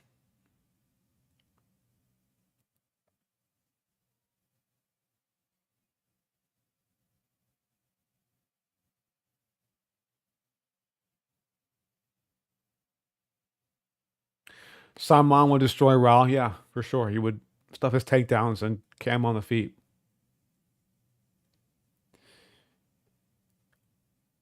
Oh, Raul's a minus 750 favorite. I didn't think he was that big of a favorite, bro. Oh my god. I would definitely dabble and put like $5 in Terrence Mitchell just to put money on him. Raul's that big of a favorite. Oh my god, I didn't think he was that huge of a favorite.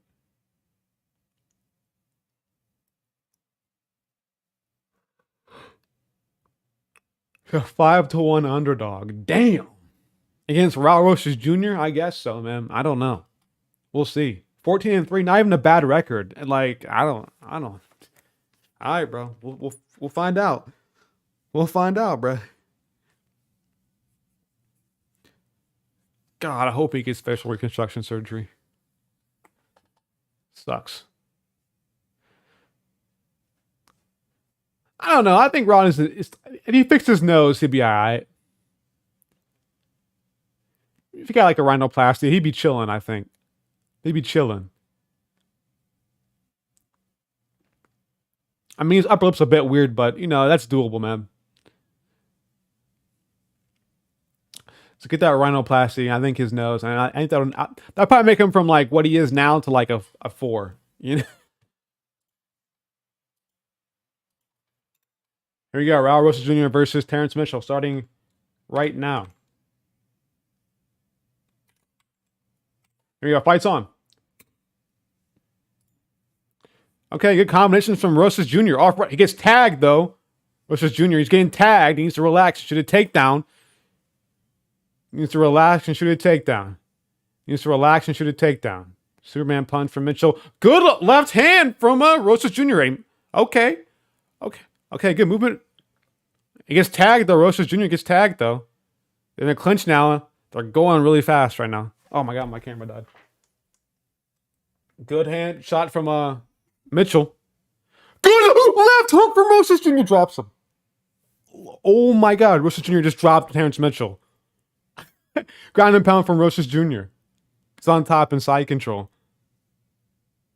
Mount on. Oh my God. Mount for Rosas Jr. Ground and pound. It's going to be stopped. It's going to be stopped. Okay, Rosas Jr.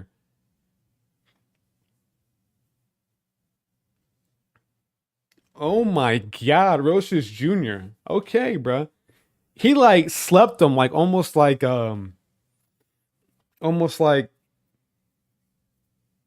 Michael Johnson style, bro. I guess bro can strike. He's getting tagged though, but I guess bro can strike.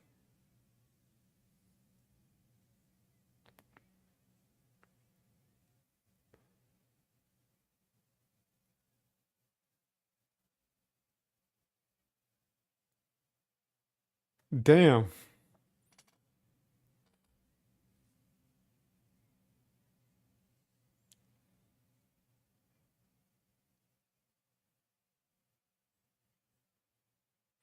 Terrence let the nerves get to him. Bro was over swinging like shit. I mean, dude, it's Raul Rosas Jr. Like, how nervous do you have to be?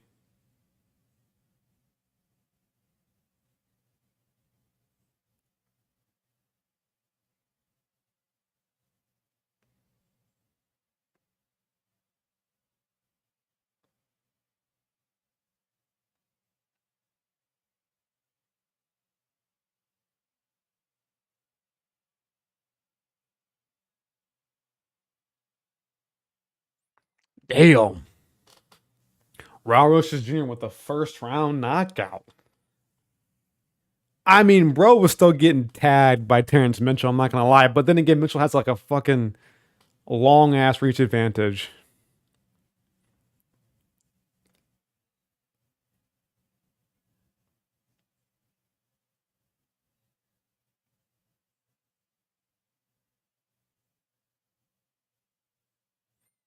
But good win. Good win from Rosas Jr. Good win.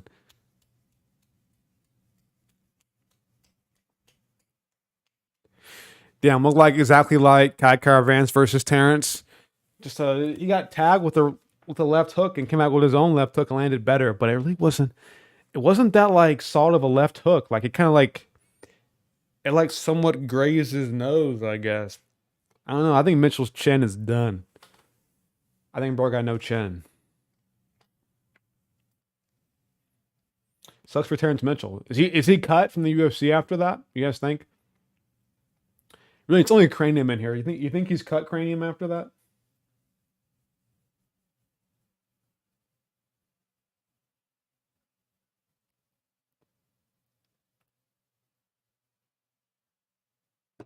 Sucks, man. I would hate to lose in the UFC, bro. I'd be crying.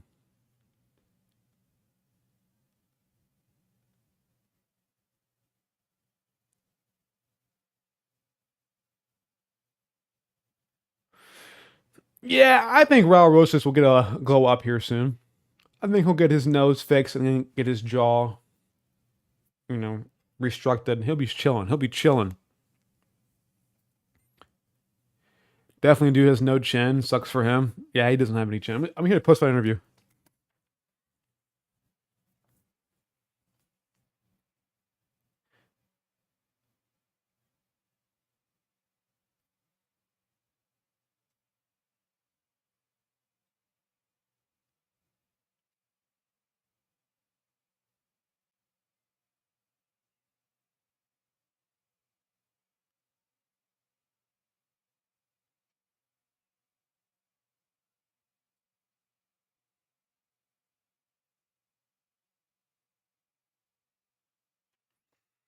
The only weird thing about Raul is his mouth. Dude has no teeth and talks with a massive lisp because he has a big overbite.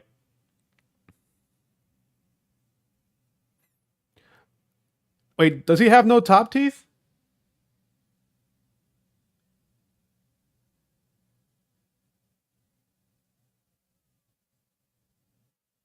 I'm pretty sure he has top teeth, bro. I think it's just his jaw is like a massive underbite. It's like it's like a massive underbite, I think.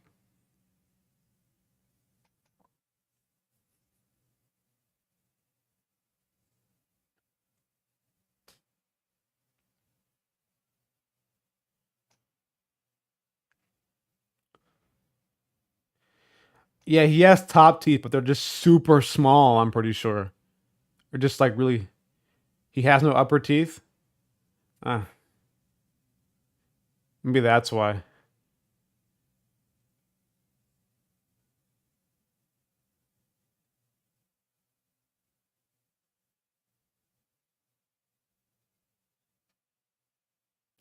Are you sure?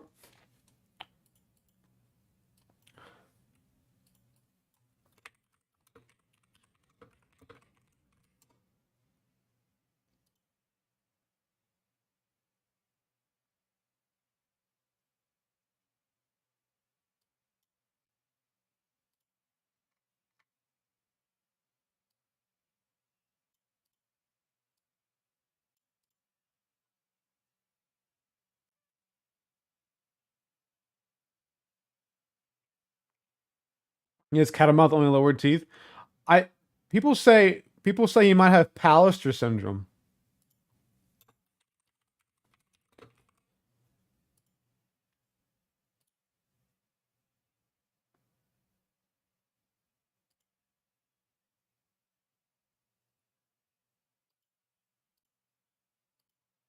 but it's all speculation.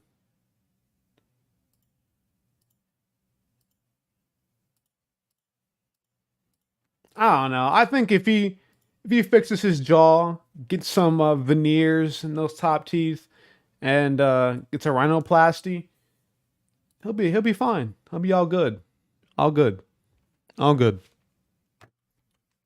But maybe that's the way he was born. I don't know. I don't know. I don't know. I don't know, man.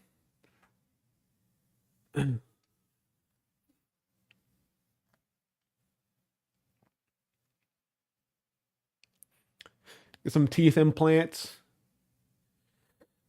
Maybe he hates having top teeth. I don't know. I mean, how does he eat hard food if he doesn't have any top teeth? If he got teeth and jaw reconstruction, he would be fine. Dude isn't that bad looking. I don't think so either. I think if he just fixed his, I mean, his nose is like this nostril is a lot smaller than his other nostril. But yeah, if he got some top teeth and just fixed his lips are fine, and just pushed his got an even bite, he'd be chilling. But then again, he probably has to sit out of the UFC for a long time, let that surgery sink in. So he might wait to do it until like he makes some bread because the UFC won't pay for that.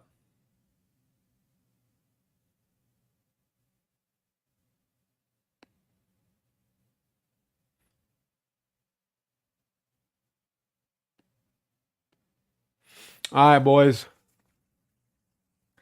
Kevin Holland versus JDM is up next. Ooh, ooh. What's the ranking? What's the rank for JDM? Is he ranked below Kevin Holland? He is. Wow. He's 14th. Kevin Holland's 13th. All right.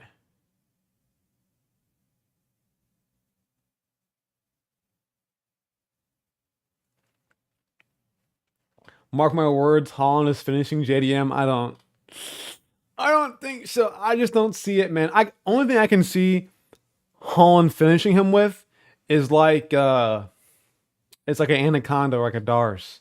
But then again, I think JDM's gonna fight through that. I don't know. But that'd be the only thing I see him doing is putting JDM out cold with the anaconda or Dars. Other than that, I don't see him finishing JDM. I'm excited for this though. I love JDM. I like Kevin Holland too. I like them both. I like them both, but I like JDM just a little bit more. I like JDM's not personality. Obviously, I like Kevin Holland's personality more than JDM's, but I like JDM's like fight style just so much more. I think he's more crisp. If JDM wins, he should fight Jeff next. That'd be a nice fight. Or a Book the Brady rematch.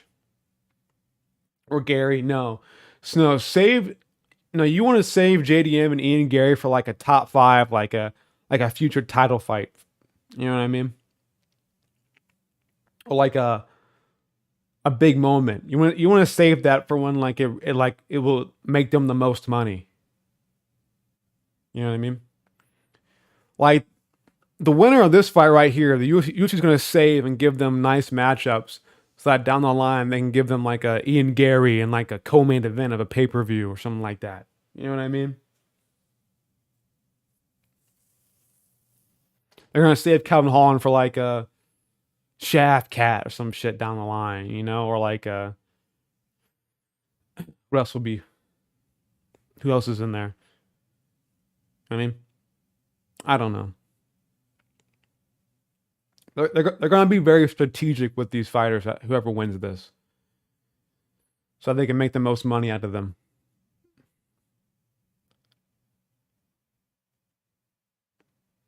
Who you got? I love both JDM and Holland. I hate to see one lose. I have JDM winning. Body shot. I have a body shot win for JDM. Left hook to the body is going to hurt Holland and drop him, and then it's going to be a TKO finish. I'm worried though. Like I say it and I smile because I'm worried.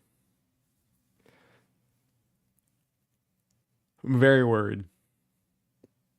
But I have JDM winning.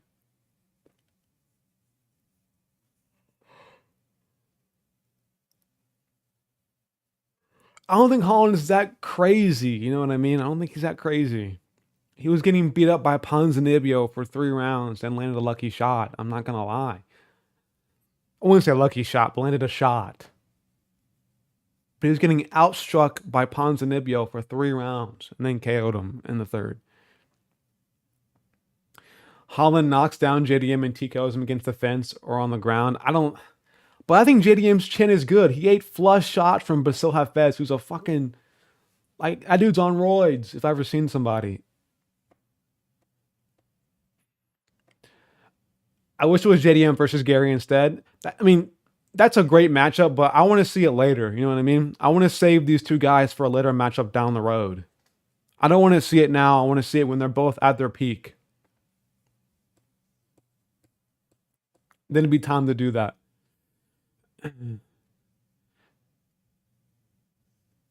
So I can see the soy boy get KO'd the F out. Yeah, I just want to wait to see it till when they're both at their peak. You know what I mean? Fans like the ultimate hype. Holland only struggles with lengthy fighters. Ponzinibbio is a short, stocky welterweight. What do you mean? He does well against short, stocky guys like Buckley and Neal, but he was getting outstrucken by a short, stocky guy like Ponzinibbio. But Ponzinibbio is more like a medium-sized guy. But he was losing to Ponzinibbio, who was probably built similar, I would say built more similar to Joaquin Buckley, and was losing to him. So I think JDM's just built different with the boxing. Just built so different with the boxing. He has better range control, a better chin than Ponzinibbio.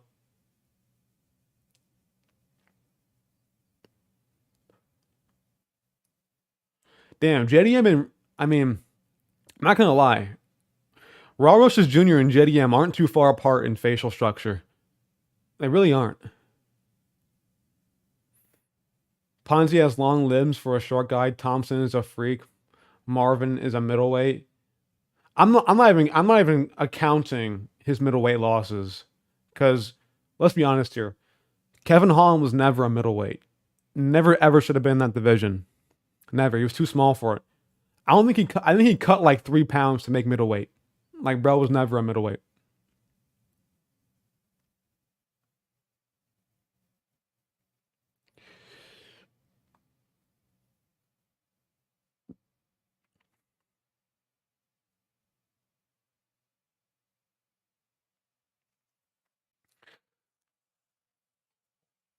Well, yeah, I mean, I don't. The Wonder Boy loss is just that's kind of on,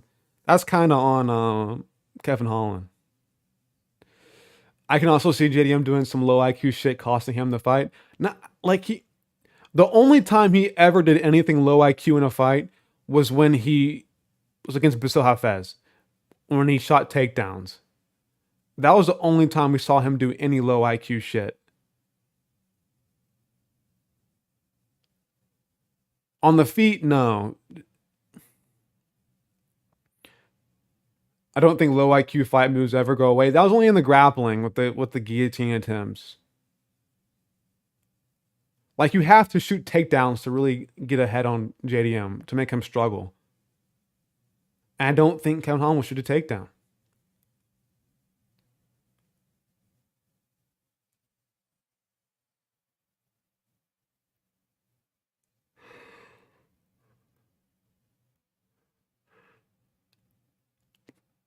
Ponzinibbio had no chin, too.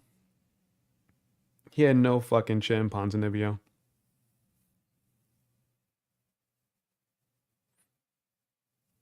And listen, JDM, don't forget, JDM has nukes in his fucking hands, bro. He has nukes. It's a different kind of body shot when he lands on you. It's not not normal left hook body shot. It's a fucking nuke. It's a fucking sledgehammer going to your liver. Like, it's a different kind of feel. Let me hear his walkout song.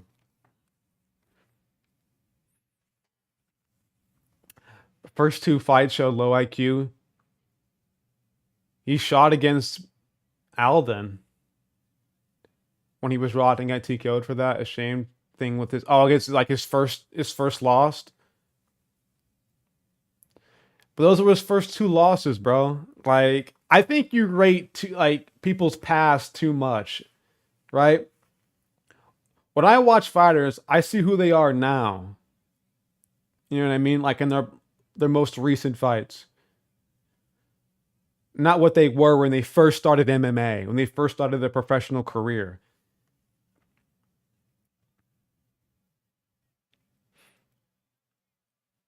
I mean, with that logic, I mean, Oliveira should be cut from the UFC.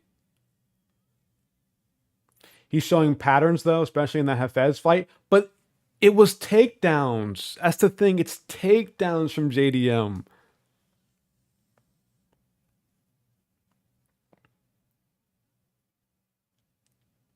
And there's no takedowns in this. Most likely, there's no takedowns in this.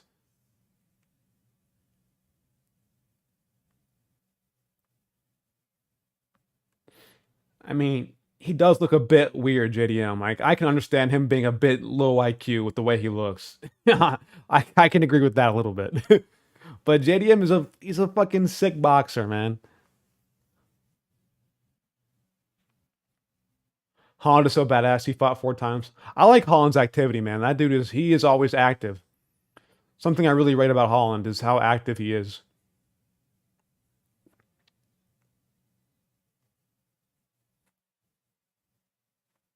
Jan getting KO'd. Oh, was me just saying he doesn't have an iron chin. It wasn't Jan's mistake that got him KO'd. I don't know, bro. Like, I think Jan has a really solid like, it's almost as granted as it gets. It's really almost as granted as it really gets. It doesn't get much more. Like, if your chin is better than Piotr Jan, like, you have a Vittori level chin. You know what I mean? Jan has a really good chin, so maybe. Yeah, I think it's pretty granite. I think his chin's pretty granite.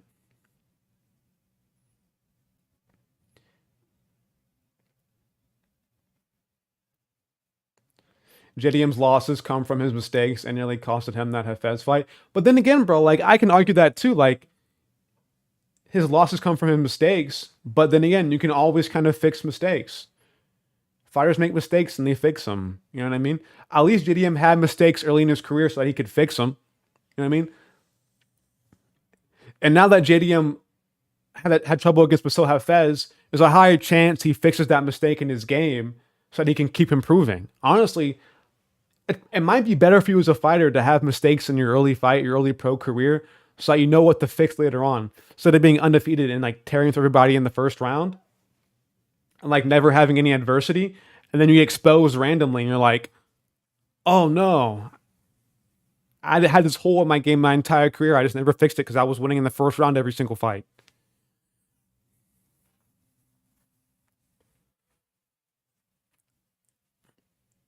Holland can be weird, but he can be pinpoint sniper out of nowhere and KO people. Yeah, no, Kevin Holland's a great striker, and I think his range will play a really big factor because he's a fucking, what is that, an 8-inch reach advantage over fucking over JDM. So it's a fat reach advantage.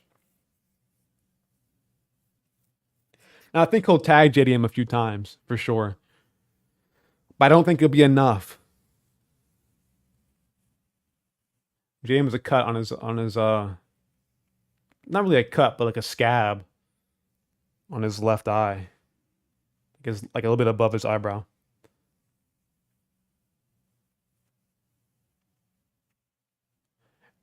Probably a pimple. I think it was a pimple he popped before the fight.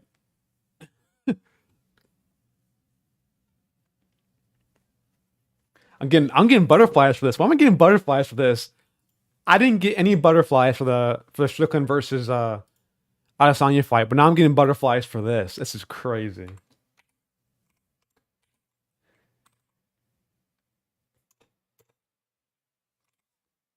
There we go.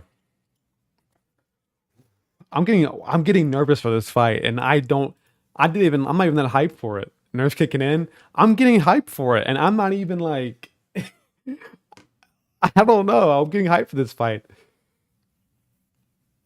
Oh, here we go. Oh, butterflies are kicking. They're definitely kicking in right now. Here we go. Round uno. Round uno. JDM versus Kevin Holland. JDM looks like he's turned on, switched on early. There we go. Round one starts. Now, round uno. 457, 456, 455. Here we go. JDM pressuring early. Not hard pressure, but he's pressuring early. Holland misses his jab. Good range control from Della Maddalena already.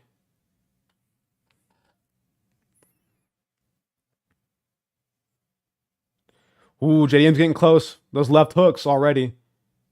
Good low kick from... But they're slow. Those low kicks are so slow from Jack Della. Another one. I hate how slow his leg kicks are. Good too from Jack Della, but he's open for a counter, but he lands on Holland early.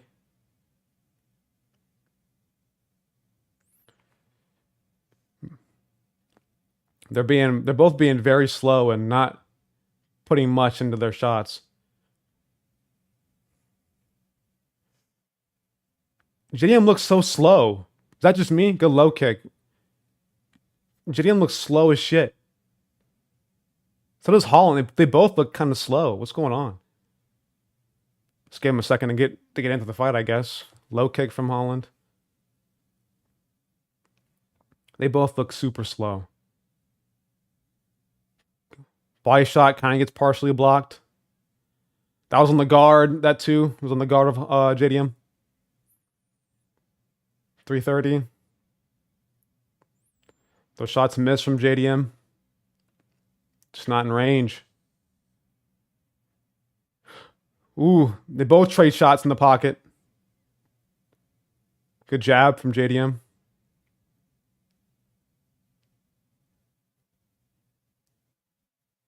JDM trying to get in the pocket here, but he struggling getting in. Good body shot from JDM. Good hook from JDM. Woo! This is what I mean right here. Against the cage is where it gets kind of iffy. Good hook from Holland. Misses his high kick though. Kind of all on the guard. What's Holland doing, bro? He's being goofy. Holland's being so goofy. Good straight right. But JDM's like foreheading it. Holland's being goofy, just turning his back to JDM. Let him get easy shots.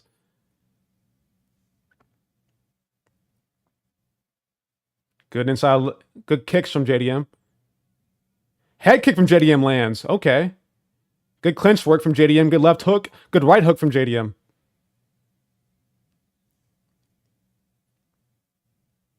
JDM parrying the jab well.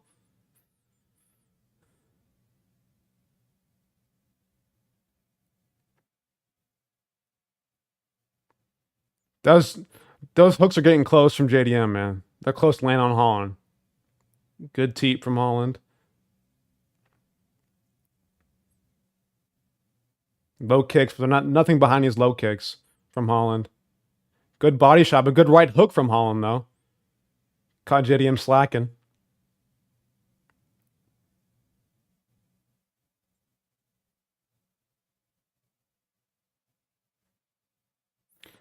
Good shots from Holland, though. Front kick from Holland. That low kick has nothing on it from Holland. It literally has nothing.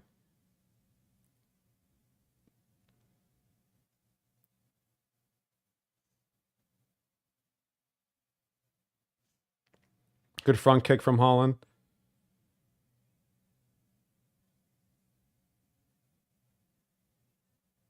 Ooh.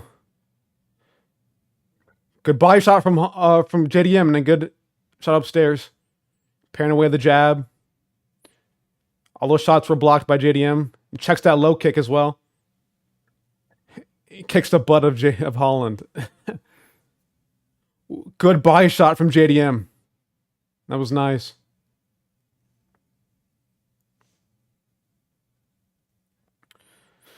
Holland touching the guard of JDM. Tries to feint the uppercut, but it's a good jab. He's pressuring back JDM now. JDM checks that kick.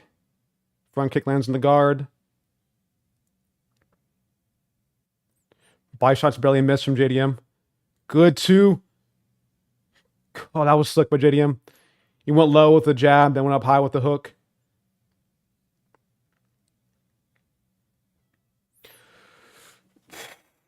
I think it's a JDM round. I think it's a 1-0 JDM. I think it's a JDM round. Man, I'm shaking. They're fighting like they're fighting half-assed. I'm not gonna lie. Like it feels like they're fighting like not all the way into it. They're not putting everything into their shots. It seems like. I don't know. But I say it's a 1-0 JDM.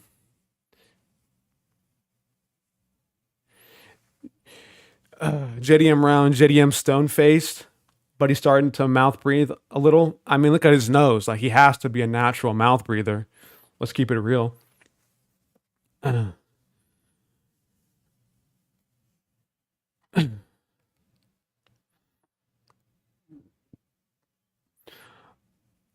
I don't like how Holland turns his back. That's what I'm saying. He's like letting JDM get free shots on him at that point. It's a free body shot if you really ask me. You know, fuck the head. Just go to the body right there. It's free body shots. We got round 2.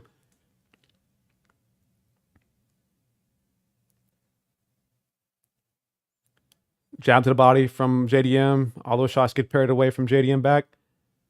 Jabs from Holland. Good movement from JDM. Good body shot from JDM. Good leg kick from Holland.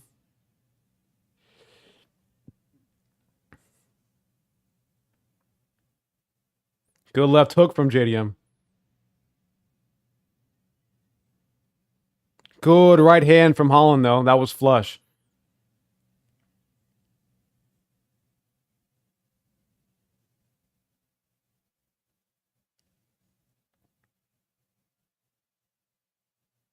Body kick from JDM.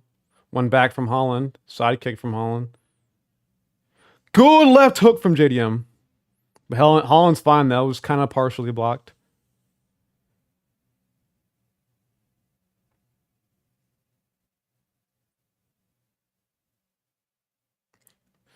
Good movement from JDM. Holland turns his back again. Eats a body shot.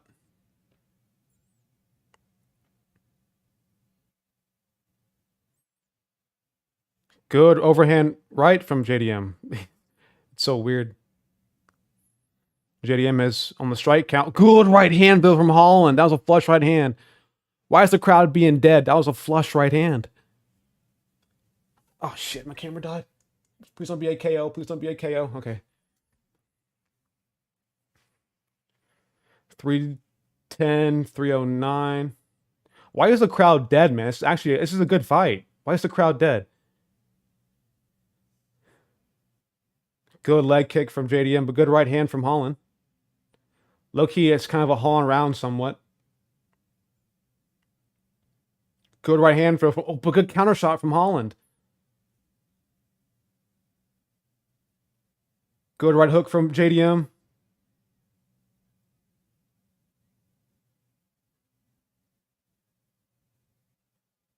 Side kick to the body from Holland. Those shots all get blocked.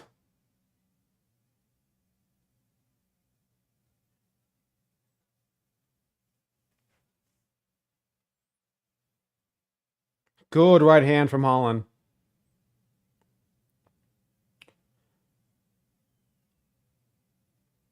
Head kick partially lands for Holland. This is a Holland round, in my opinion. Good right hand, though, from Jack Della. Left hook barely misses from Jack Della. Head kick partially lands for Jack Della.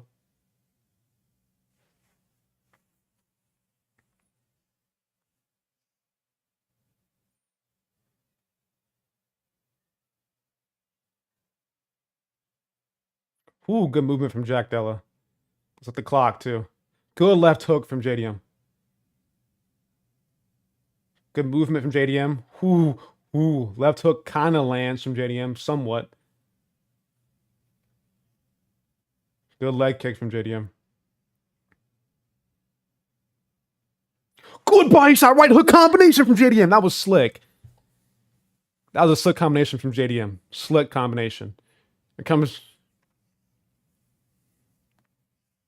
Catches the kick of Holland. I can't tell who's winning this round. I don't know. Those were all on the guard from Holland. Good jab from JDM. Holland's just a takedown. It's immediately stuffed. Good elbow though from JDM. Solid elbow. Good right hand from Holland back. This round have the strikes 2 ahead for Jack Della in the second round. Head kick somewhat grazes the head of JDM. Good right hand to the body from JDM.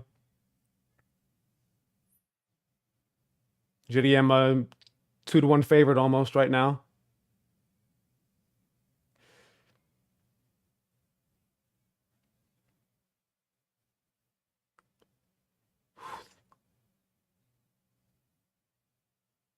I can't tell who's winning this round.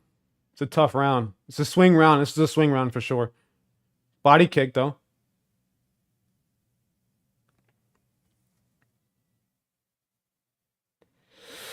I don't know, bro. That's a swing round. I have to rewatch that again to really know. But if I'm both fighter, I'm saying I lost that round.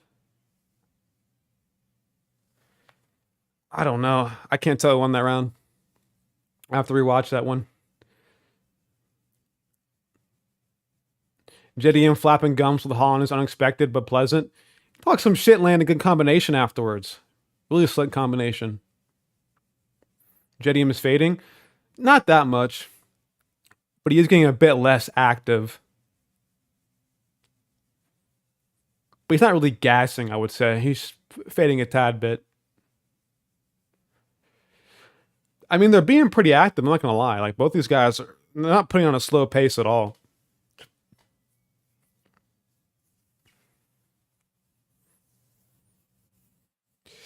I guess you can maybe say 2-0 JDM, but you can say 1-1, I think, as well. I don't know. JDM only really had that one good combination. We'll see. Holland's nose is bleeding, though. You just can't tell because he's dark skinned. Leg kick for JDM.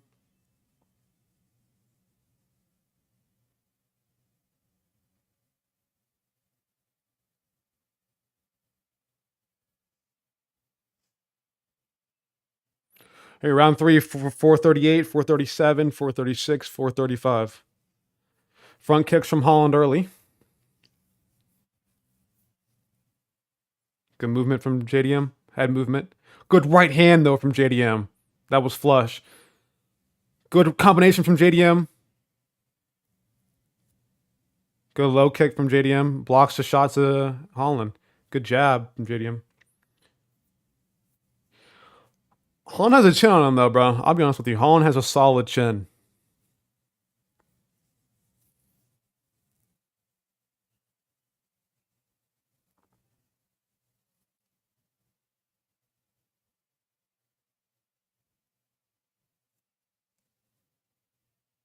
Spinning wheel kick misses from Holland.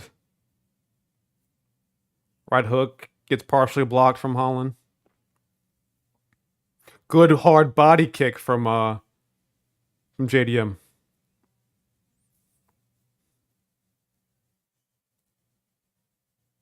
People have it pretty split on Twitter right now between Holland and JDM for that second round.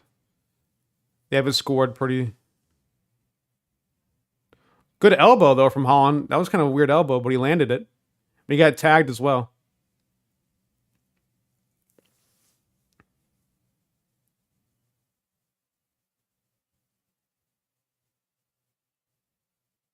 Holland doing tapping shot.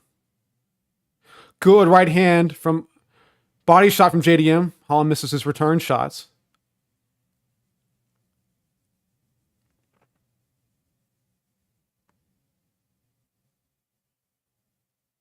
Good right hand from JDM. Left hook. Elbow from Holland back, though.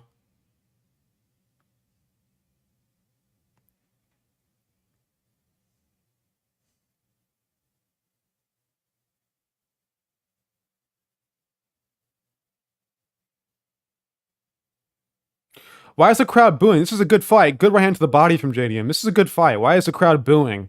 They're being fucking lame. This crowd is being stupid. This is a good fight.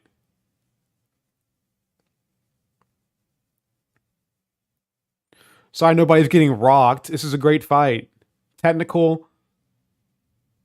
Very strategic. This is a good fight. I don't. What the fuck is this crowd? They're being. And they're being active, too. I'm not being like. What does the crowd want to see with this fight? Do you want to see like somebody get knocked? I don't know what the fuck. What are they doing? Good body shot from JDM. This crowd is so lame. I don't know why they're booing these guys. This is a good fight.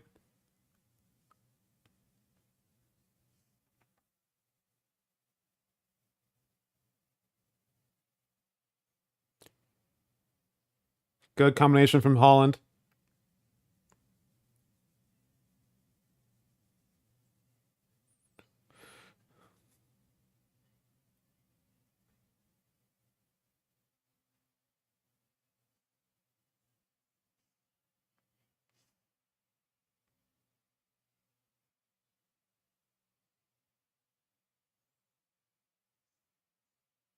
I don't know why the crowd's booing, man. They're booing hard. I don't know why they're booing. Good left hook by JDM. I don't know why the crowd's booing, bro. Good low kick from JDM. Sends Holland off balance. This is a good fight. I don't know why the crowd's booing. Good jab from JDM. Damn, JDM by decision. I think so, too. But Holland stood a good chin, man. He ate some hard shots from JDM.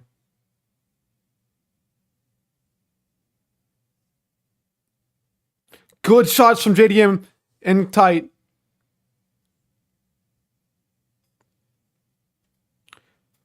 They're going in now.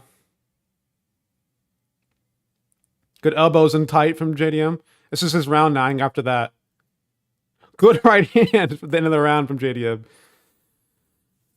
I don't know why the crowd was booing. That was so dumb. That was a really good fight. Damn, JDM by decision. I think he won that 3rd round. It could be 29-28 or 30-27 JDM. I got JDM. Oh my god, that was nerve-wracking. JDM won. I think JDM won that fight. The crowd sucks. Yeah, it's stupid. That was a good fight. It was technical. They were active. They were throwing shots. I'm sorry nobody got dropped. Like it's a high level fight.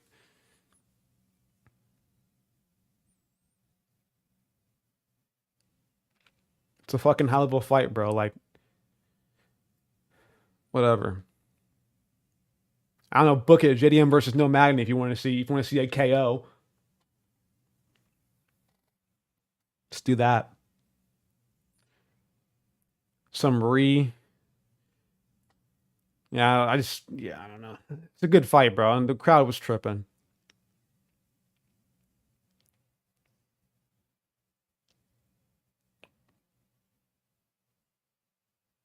There's some clean shots being landed by both.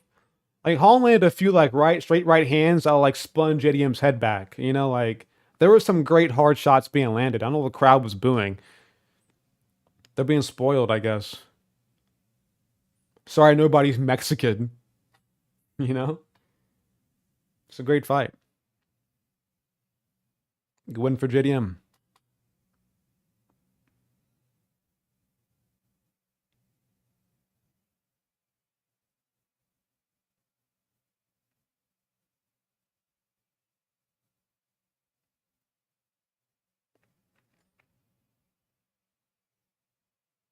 Split decision.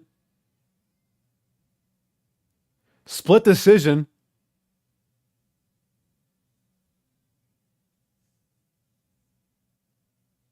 JDM wins split decision. Should not have been a split decision.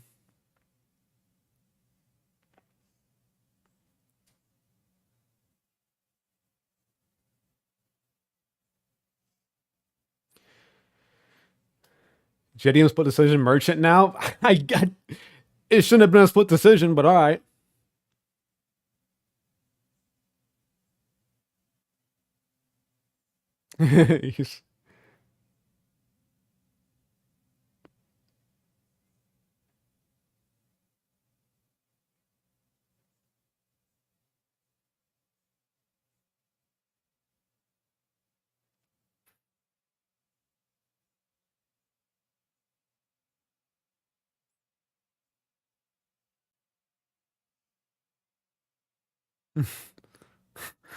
JDM is so boring, but he's like a chill surfer kind of dude. That's his kind of vibe.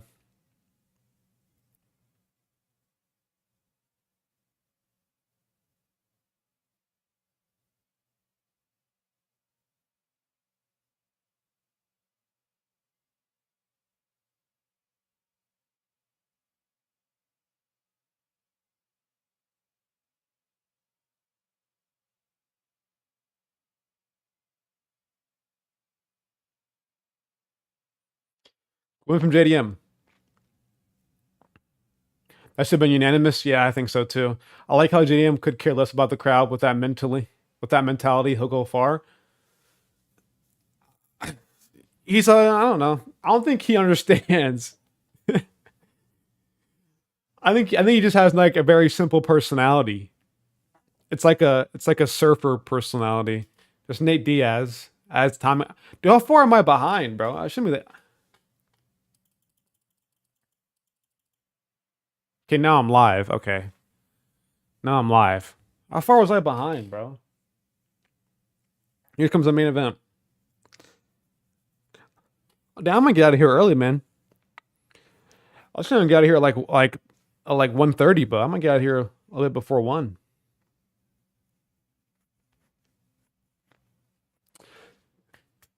Good win for JDM though. Very good win. I don't know why the crowd was booing. That was so stupid. It's a great fight.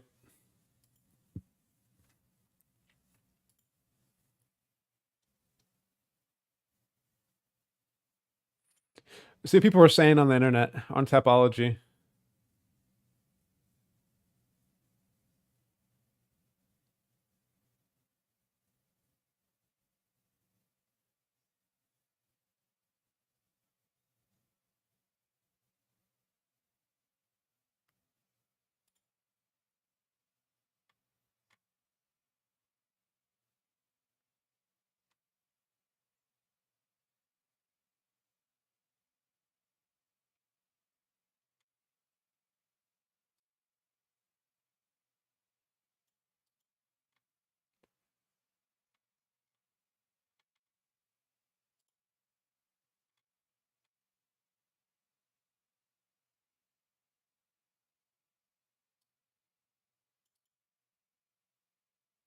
Trying to see what people are saying on the Tapology. I can't really tell.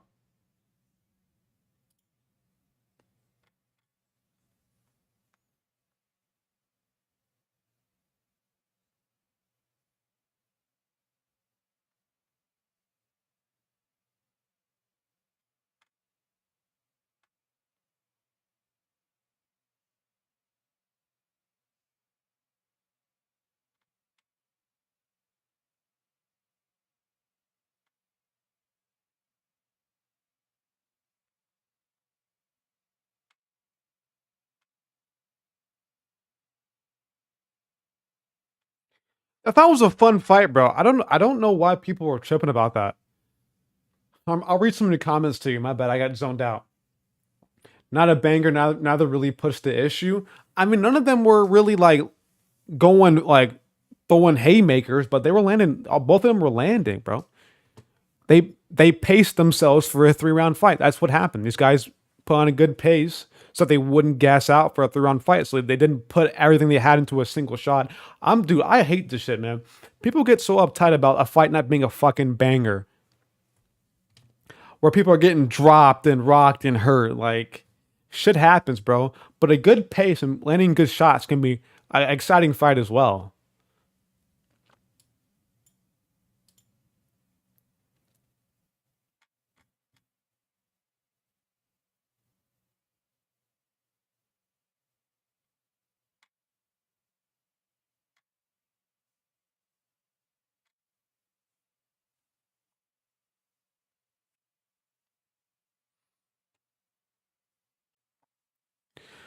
Holland threw damn near 400 punches. That they were being active, bro. It was an active fight.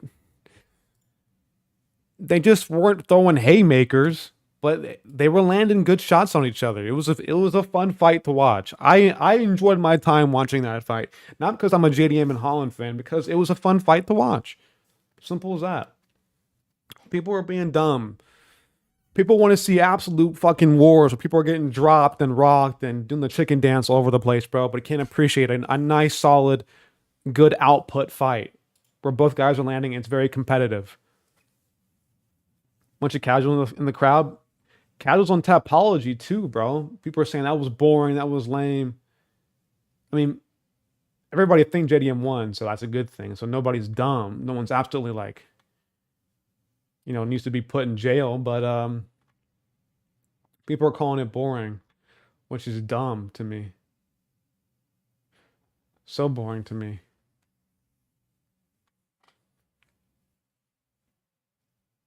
Whatever. I don't know. What should we book next for that? JDM versus who? I'm saying JDM. Probably you can probably rebook JDM versus Brady, or you can rebook, or you can do JDM versus like. Is Wonder Boy fighting soon?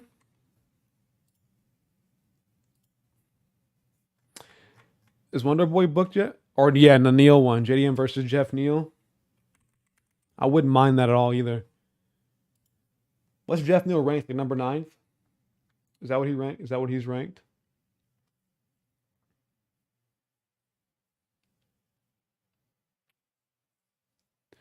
Valentina is getting finished. She's overlooking Grasso and not acknowledging the fact that it was a close fight. It was pretty close in the beginning. That first round, didn't Grasso win? I forget the fight, bro. I'm pretty sure Grasso won that first round. Wonder Boy probably beats JDM. I don't know. That's the thing, bro. I think Kevin Holland has a really fucking underrated chin. Like his chin is damn near. The only time we ever saw Kevin Holland ever hurt was against Chris Dawkins with a headbutt, which he recovered pretty much almost immediately, but then he got choked out. But I think Kevin Holland's chin is like super underrated. And Wonder Boy, I don't know. I feel like Wonder Boy is getting to that point where he's aging a lot. And I think if he gets caught clean, we might see Wonder Boy go out against JDM. Yeah, I think Wonder Boy is a better striker than JDM, but I think if he gets caught by JDM, it will be issues. You know?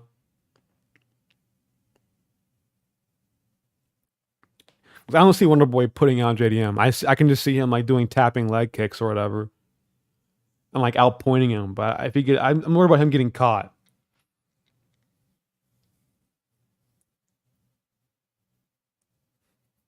But I don't know. It's a close fight. JDM versus Luque. Don't. Luque might do well against JDM. JDM's more like a hook kind of guy, not a straight puncher. So Luque might do well, but I don't know.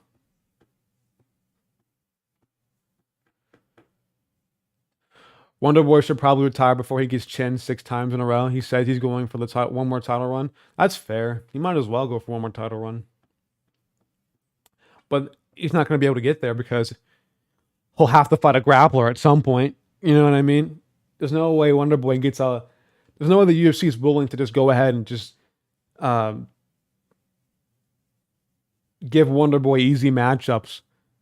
Because he's what, 40 something years old now? How old is Wonder Boy? Like 39, 40? They're not going to pander Wonder Boy anymore, so they're going to give him hard matchups.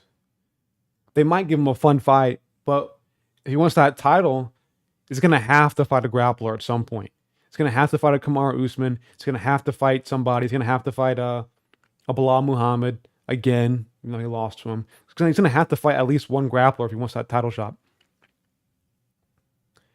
And when he does, he'll probably lose.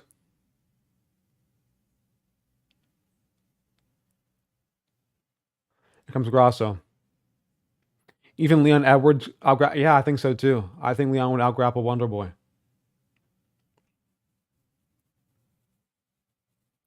Like he'll have to fight a grappler at some point. So I think at this point in Wonder Boy's career, he needs to just have fun fights and then retire.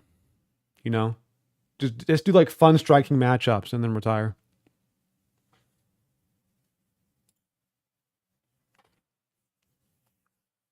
But yeah, how old is Wonder Boy at this point?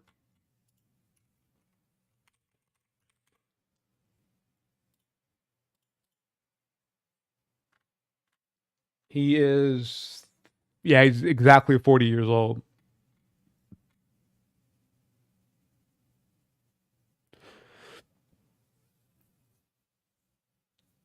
Yeah, so I don't know. Valentina's dominant run is over. Taila Santos almost beat her. Grasso almost dropped her in the first, and the matchups don't get any easier. I mean, who? Let me see the UFC. When is this? This is flyweight, right? Flyweight. I mean, let's see outside of this. I guess what's her face? Maybe. Um,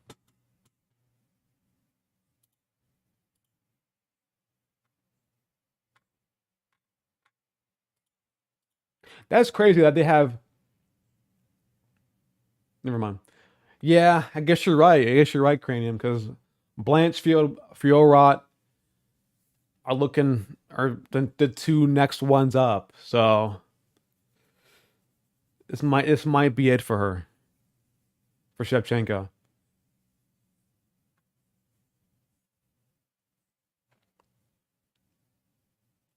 Santos is number 4.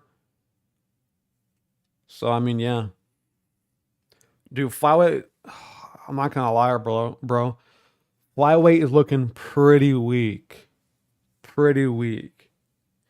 It's gonna be Grasso, Fior, and Santos and Blanchfield for like the next 4 years. I don't know how Blanchfield. We'll have Blanchfield for forever because she's like 23, isn't she?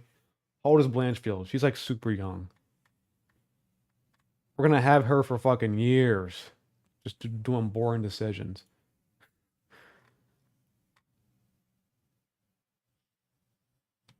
12-1.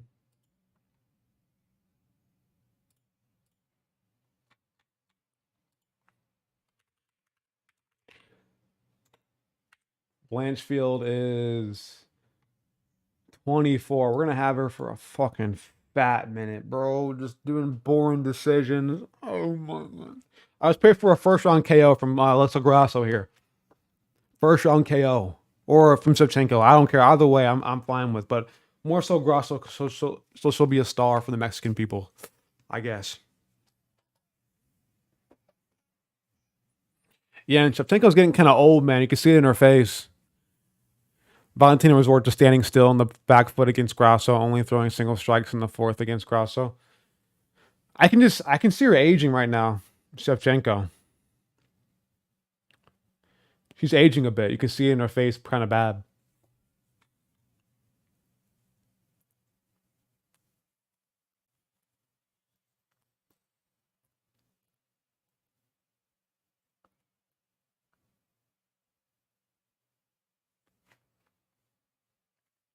But I'm not gonna lie, Shevchenko looks in good shape. Her shoulders are popping, her abs are popping. She definitely took this fight camp serious.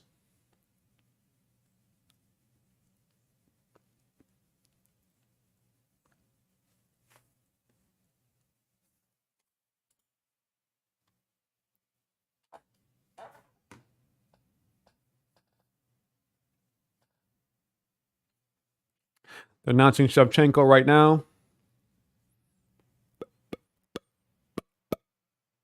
Here we go.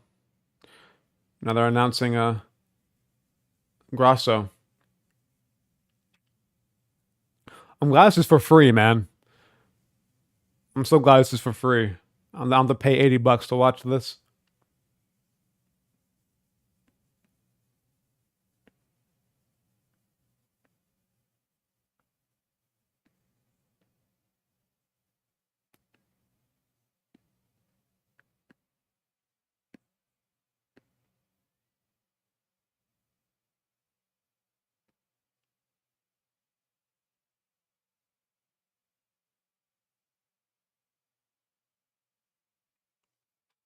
All right, Grasso, just show me your feet real quick before you fight, like normal. Show me those feet pics. We get all of our feet for free.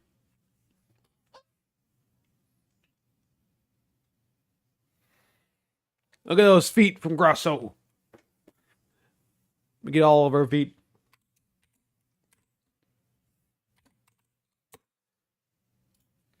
Here we go, peoples. Round uno.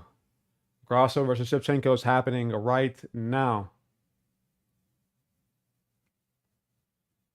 Round one, 454, 453, 452, 451. Leg kick from Shevchenko. Tapping one. Grasso got a cute face but blocky body. I would still tap. I would take her on a date. Shots from Shevchenko. Grasso's like a girl like you take on a date. You know what I'm saying? You treat her nice.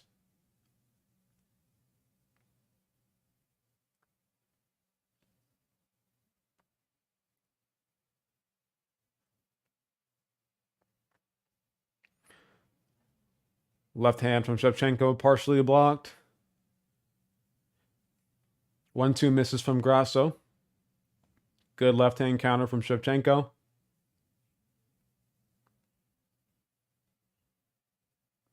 Good body kick from Shevchenko.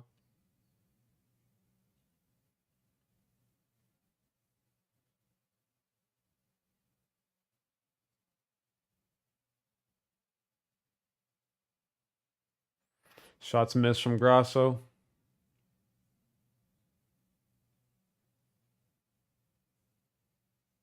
Whew, both missed those shots, but they were close. Good left hand from Shevchenko. I mean, good one, but misses her too.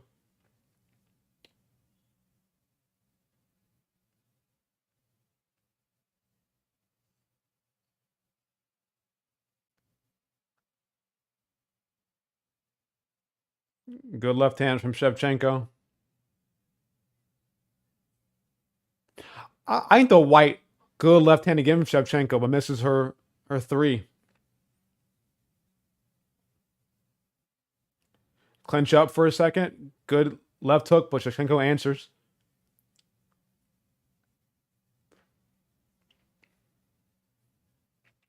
.252, 251, 250. Jab out of range for Grasso. Elbow, but it's on the guard from Shevchenko.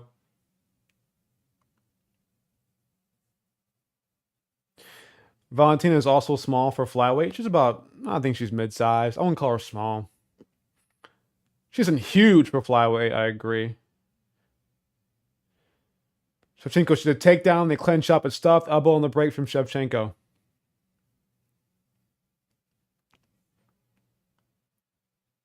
They trade jabs. 215. Leg kick misses from Grasso.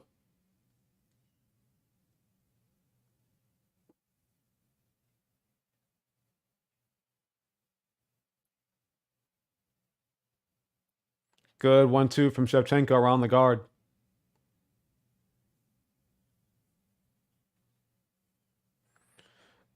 Little snapping front kick from Shevchenko. Grasso misses her leg kick. It's the Shevchenko round. I think she's pretty clearly winning.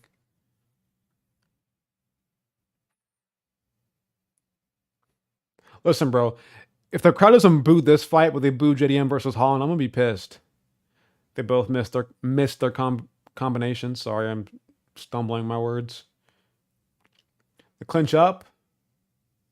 Double unders for Shevchenko. Going for a trip. She gets down Grasso. Half guard on top for Shevchenko.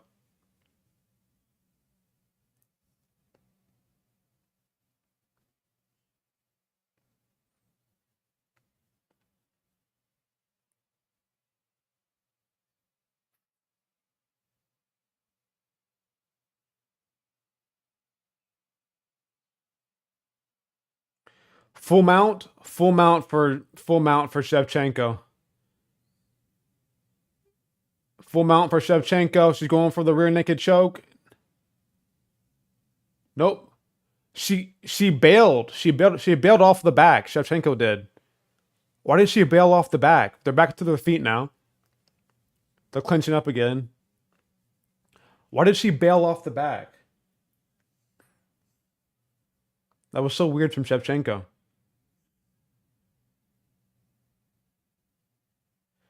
They're clinching up with 15 seconds left. More clinch work. Listen, bro, if you're telling me that JDM, if you boo JDM versus Holland, you have to boo this fight because this is boring.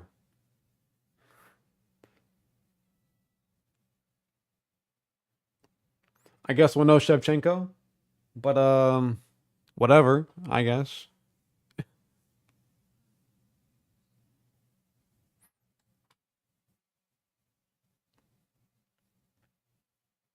Why did she bail off the back? She had the back and she was scrambling, but Shevchenko just bailed on the position. I don't know. I guess only she knows why she bailed, but whatever, bro. I guess. Fucking bail on the position. All right.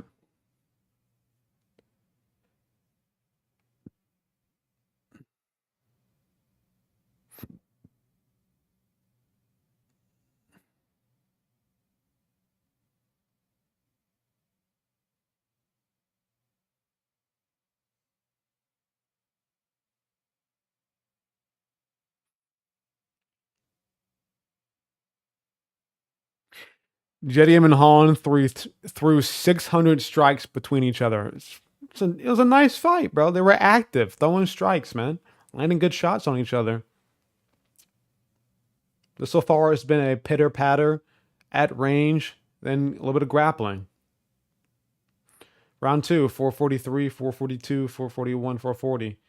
They both missed their combinations. Both miss. Good combination from Grasso right there. 1-1-2.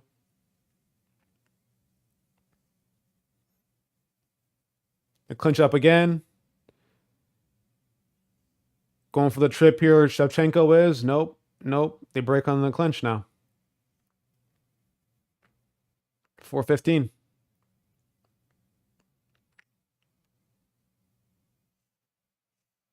Jab gets blocked from Shevchenko. I'm going to have to watch 25 minutes of this. I'm going to have to watch 25 minutes of this. Okay. Here we go. Let's make it fun. Good 1-2 from Shevchenko, though. 344, 343, 342. Good 1-2 again. Good, ooh! Grasso dropped Shevchenko. Grasso dropped Shevchenko with a nice right hand. Shevchenko's fine, though. She gets a body lock position. What a fucking combination from Grasso. Okay. Hey, listen. They made me eat my words, bro. They made me eat my words. Need the body from Grasso. She's gonna finish Shevchenko. She might finish Shevchenko here. I think she's done. But good uppercut to a left hand from Shevchenko. Oh, she's hurt. Shevchenko's kind of hurt.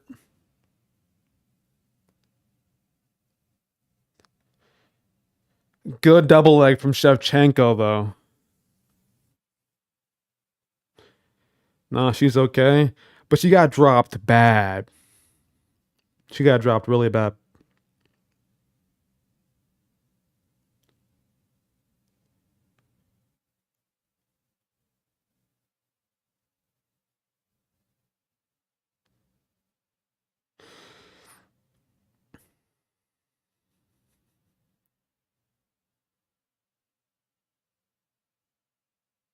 Shevchenko, no, Grasso is holding like a guillotine position, but it's not in.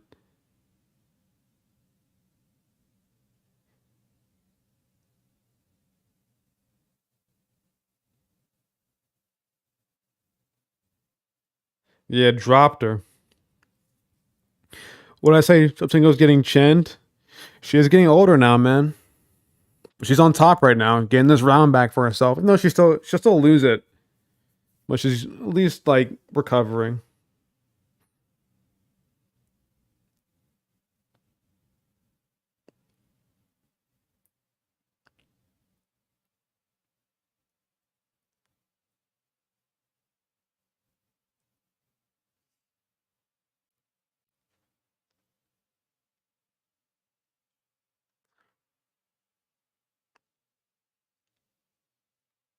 Good up kick from Grasso. Okay. Shevchenko stands back up. Leg kicks from Shevchenko. Grasso's on her back on the ground. Axe kick misses from Shevchenko.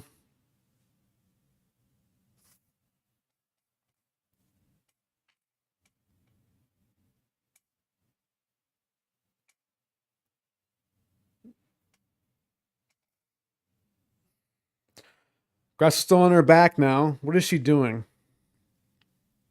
You say ass kick? No, I said axe. Axe. A-X-E. Axe kick.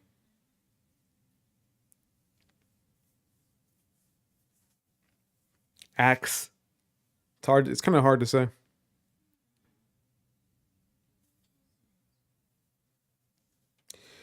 Shevchenko's still on top.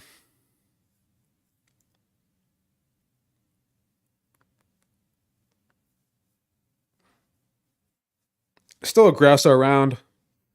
She dropped her. And landed a lot of shots. So still a Grasso around in my opinion. My opinion. What's up? Female equivalent is either true crime or getting kidnapped/murdered. And what we would do in that circumstance. What circumstance? Getting kidnapped. For what circumstance, though? How long have you been researching this? It's something came up in my free page and said getting kidnapped or murdered is true crime. And I was like, that's so true. I do think about that like literally every day. Yeah. Yeah, I think with the Romans, maybe probably twice a week now. More I think about it, the Romans, Which is crazy. maybe twice a week. Which is crazy because you have never mentioned anything about the Roman Empire to me. Like, about it and you don't say anything.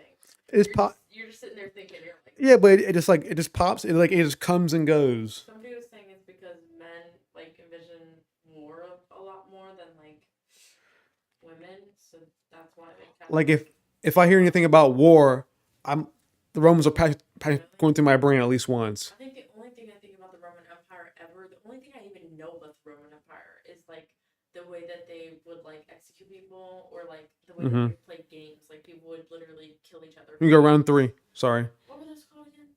Were they Colosseums, gladiator fights. Yeah, those. That's the only thing I think about it. Yeah. I still remember watching Grasso versus Barber and thinking to myself, this flyweights ain't never beating about. Yeah. I don't know. Eventually, she's going to get old, and it happens to every fighter. They get old, and then eventually they get put down by a younger up-and-comer. It's just how it happens. Calling a 3rd or 4th round TKO by Grasso? Maybe. She dropped her bad, but we'll see how well Shevchenko recovers. See how well she recovers. That's a nice little 1-2. It's 1-1 going into this 3rd round right now, in my opinion.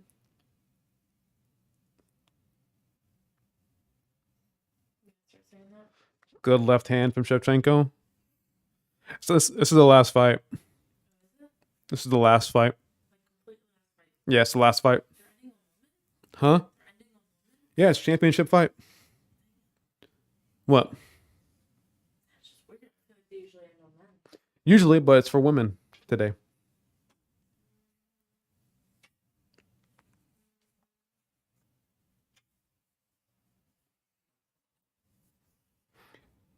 .337, 335, elbow. All those shots missed from both. Shevchenko shoots a takedown, gets the single leg. Nice. Right into half guard. Valentina's making it into a boring fight. Yeah, I know.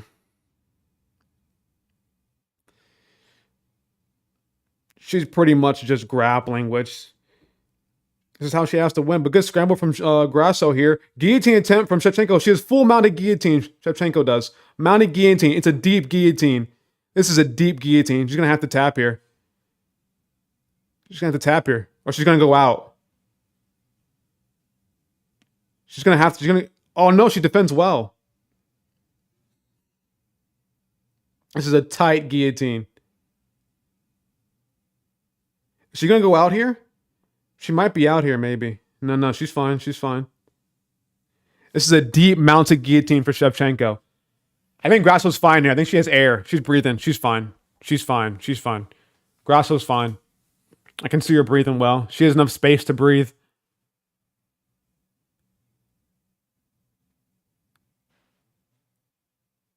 Yep.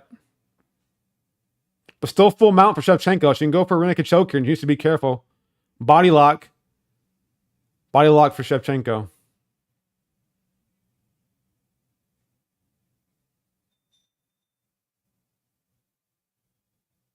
I'm telling you, bro. If you want to get out of a guillotine, you can get out of a guillotine. If you can bear through the initial pain, you can find a way to create enough space to where you'll be fine.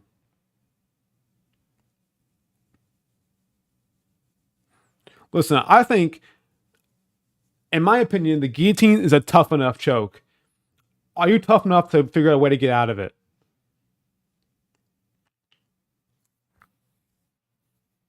Or any arm-in guillotine, so to speak. I think, like a high elbow, obviously.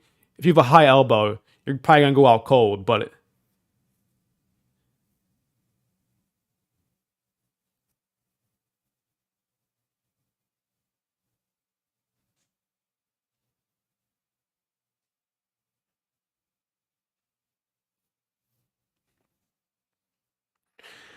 goodbye triangle for Shevchenko now.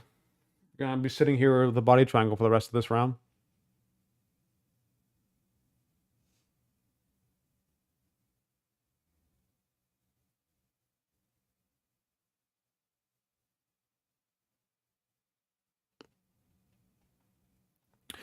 The crew should have rather booed this than the co-main. Yeah, I know. It's just a grappling fest, bro.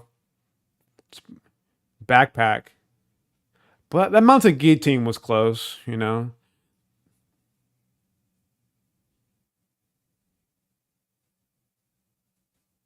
give her more nibs and she's eating them. Huh? You give her more nibs and she's eating them. She likes those nibs. Grasso might get out of this body triangle. She might end up on top here.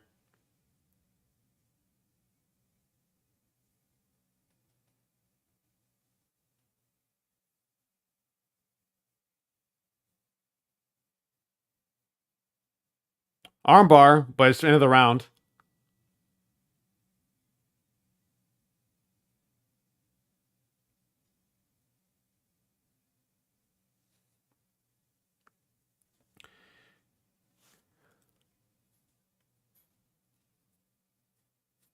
You don't tap to chokes, you tap to joint subs, what we're told. It makes sense.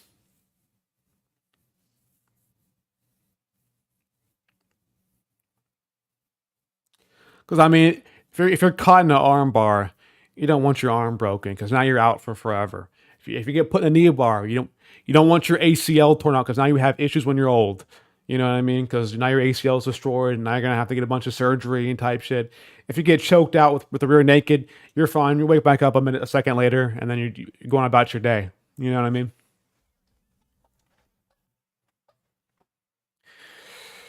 But yeah, I mean, guillotine chokes, man, I feel like they just don't really work if you can just if you can just get through the initial pain or the initial choke of it and just find your way to create enough space, you should be fine in a guillotine for the most part. An arm in one. High elbow, you'll probably go out. There you go, round 4. 453, 452, 451, 450.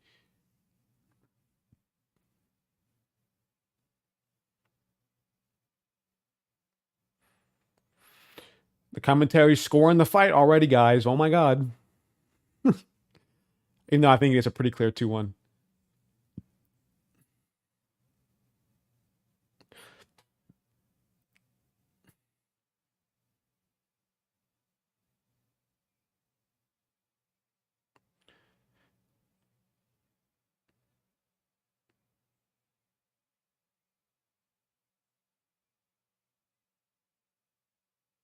.411, tapping leg kicks, jabs.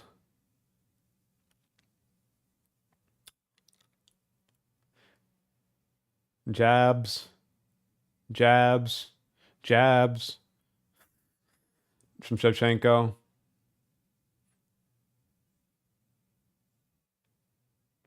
Good outside leg kick from Grasso. Her jab gets parried away. Good 2 from Grasso. Shevchenko screaming, bah, bah, bah, bah, bah. That's how Shevchenko screams. That's how she strikes. Bah, bah, bah, bah, bah, bah. It's like a broken record.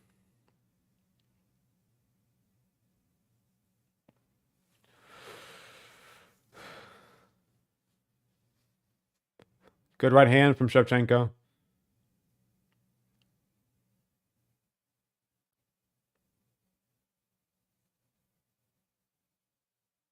Good right hand from Shevchenko.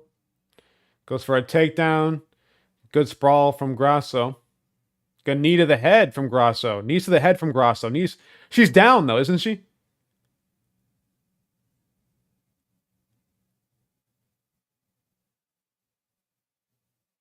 I guess they were legal. I guess they were legal knees. But all right, we'll take it. Good knees to the. This wasn't down. I saw a hand being down, so that just makes me feel weird. I don't know. Whatever. I don't care. Make them legal anyway. So good shit from Grasso. She takes down Shevchenko. Oh my god! But she falls off the back. But she's going for an armbar. Grasso is. She's going for an armbar here. Nope. Shevchenko turns into it. Now she's on top in full guard.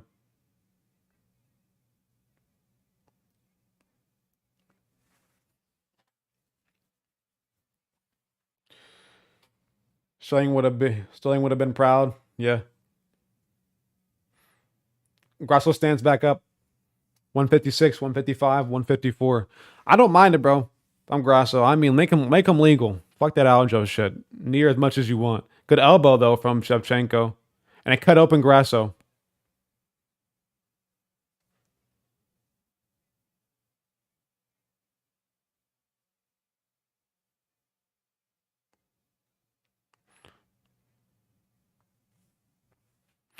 I just kind of want Grasso to win. The more I'm watching this fight, good jab from Shevchenko.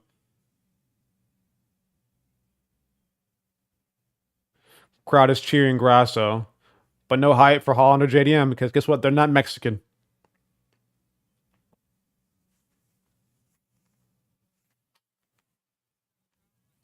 "108, 107, 106, 105.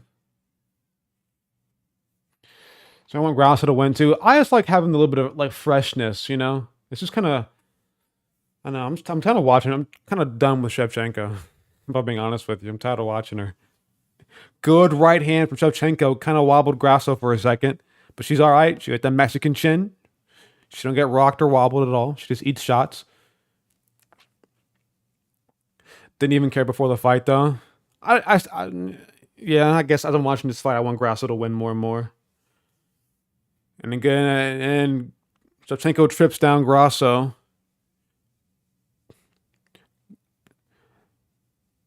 Shevchenko on the back, standing here now.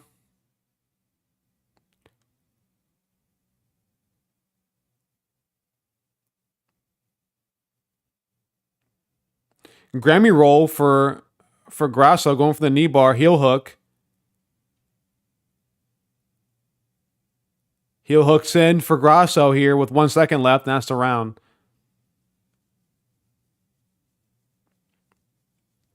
It's actually a good fight, not gonna lie. It's having its moments in between though, whatever. It's like a bunch of fluff, then a moment. Bunch of fluff, then a moment. It's kind of how this fight is going.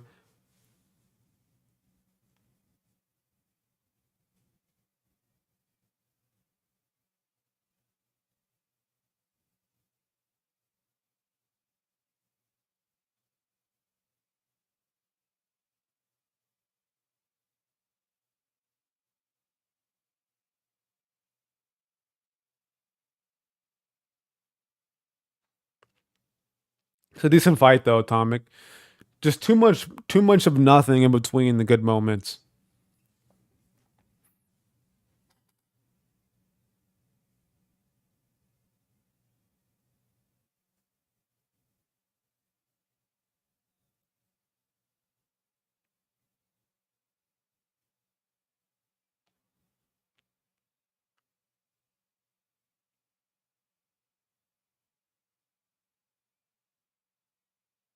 Here we go. Fifth and final round, baby. 457, 456, 455. Good right hand.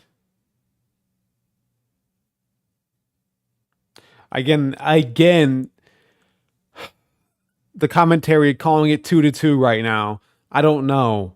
It could be 3-1 Shevchenko if we're being honest here. Like the commentary should just avoid scoring fights altogether. But seriously, the crowd shouldn't have booed, man. You could see JDM was disappointed. Yeah, I guess so. I just hate hearing a good fight get booed. You know what I mean? She's a hole in her shorts, right in the hole. Who does? You're kidding, right? No way. She's like an actual hole in her shorts.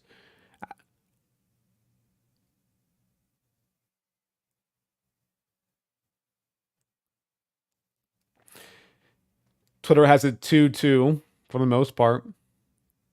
I don't know if it's 2-2.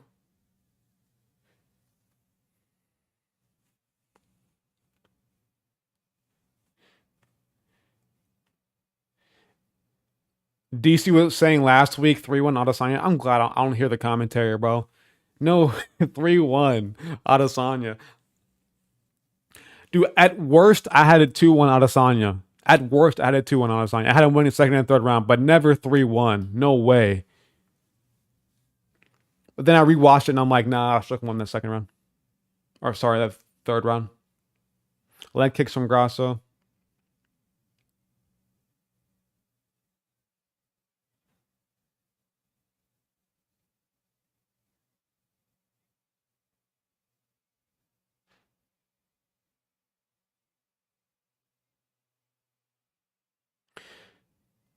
Shevchenko has a hole in her shorts right where the crack is. Ooh. She get the camera. We'll see if we'll see it with the camera, but I don't know. That would suck to have your. She probably has underwear on underneath that. You think so? She's probably chilling.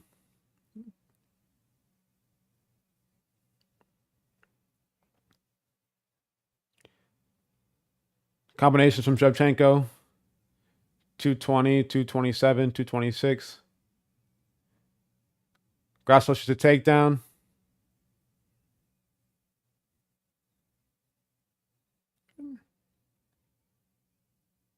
There's no hole in her shorts. Cranium, you trolled me.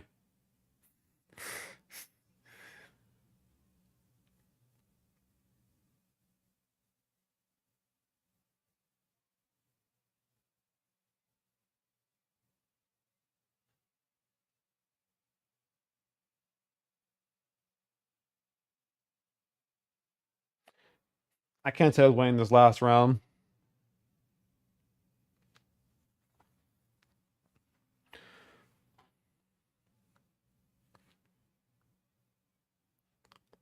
Throwing combos in the last minute 30. They clinch up. Oh! Grasso has the back now on the ground. Shevchenko fell, going for a trip. Ground and pound for Grasso in the last minute 20. This might be a finish, low key. This would suck. This would suck for Shevchenko. This would suck so bad for Shevchenko. Ground and pound from Grasso. This is her round for sure now. Big ground and pound from Grasso now. She's going to fall off the back here. She's going to be careful. She's going for the rear naked choke now. Is it in? I can't tell if it's in or not. It might be in. I can't see this. No, it's not in. She gives up on it. Body lock for Grasso.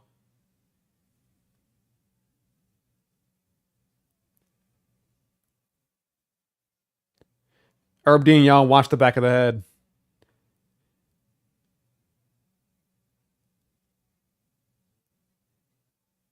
Ground and pound from from Grasso.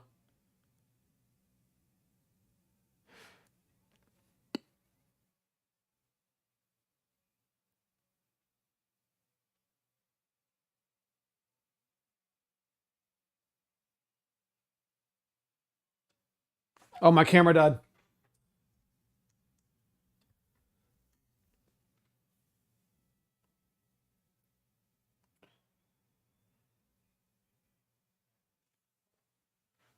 What we thinking? 3-2 Shevchenko.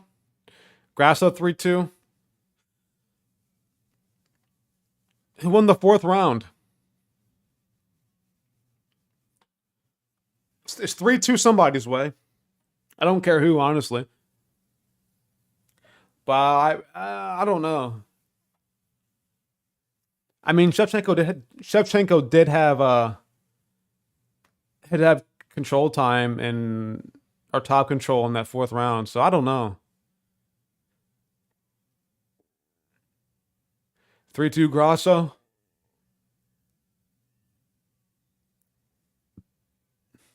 That sucks for Shevchenko, bro, because she literally was winning that fifth round, I think.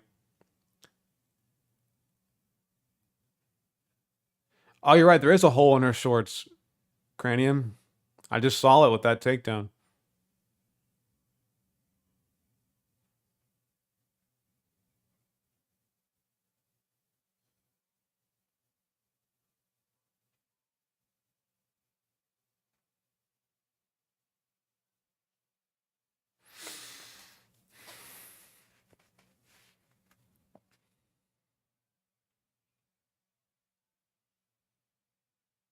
Shevchenko should have kept her ego aside and retire. Maybe.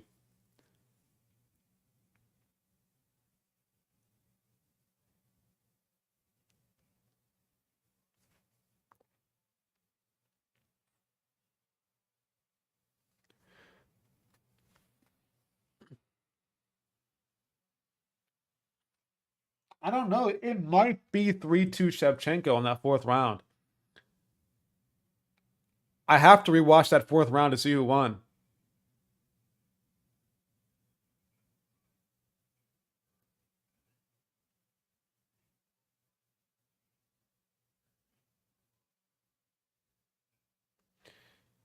Take a minute for the scorecards. I hope we see a female version of Hamzat in WMMA to make things interesting. That would be such a breath of fresh air.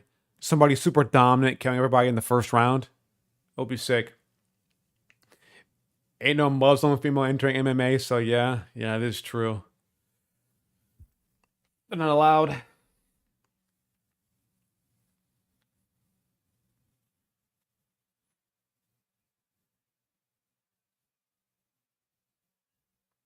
From the scorecards. Split decision. 48-47 Grasso. Saudi Amato for Shevchenko. It's a draw.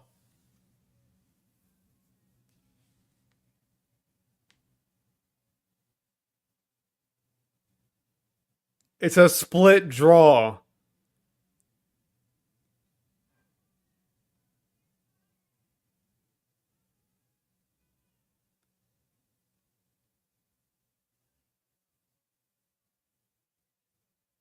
Why are people cheering? She didn't win. It's a draw.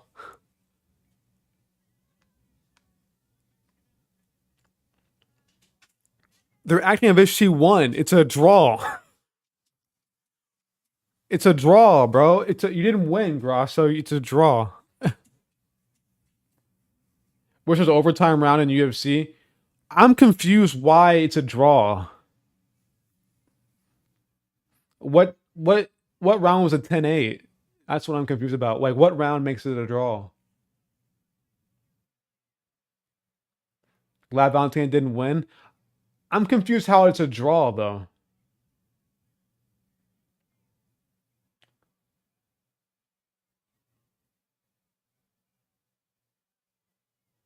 Now we gotta see it again.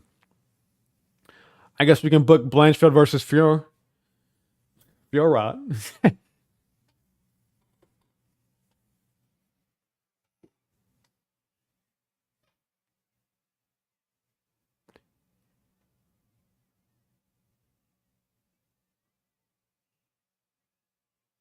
It's a draw, so I don't gotta rebook it. It's a draw, I guess.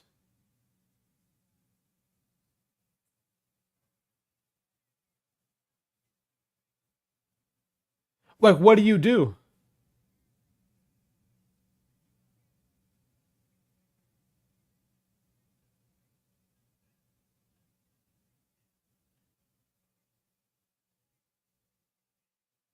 Oh, Valentina.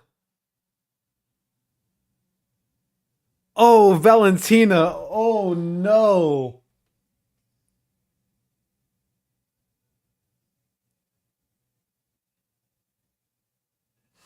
Oh god, she's coping.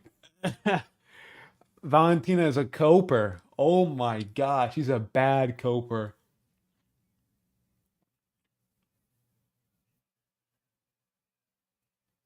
Valentina is a bad coper. She blamed the judges for giving it a draw. She said that they felt pressured.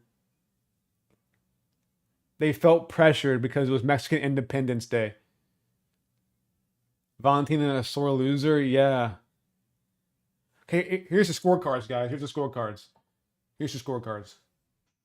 Can I show you guys the scorecards? I don't know.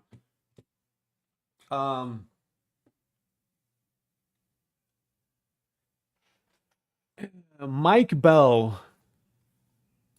There you go. Mike Bell gave Grasso a 10-8 round in the 5th round.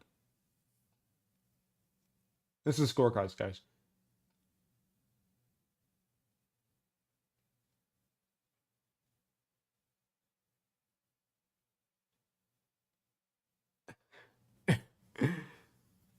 I mean, I guess.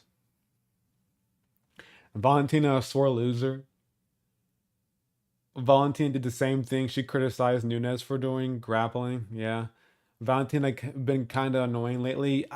What she said at the end of that was kind of dumb. But then again, I don't like Grasso like going out there like she won the fight. You didn't win the fight. after celebrating, cheering, like she just like brought home a W for her people. You got it's a majority draw. You didn't win. But I guess I mean she keeps her belt, so nothing to be sad about. I hope Aaron runs through Valentina.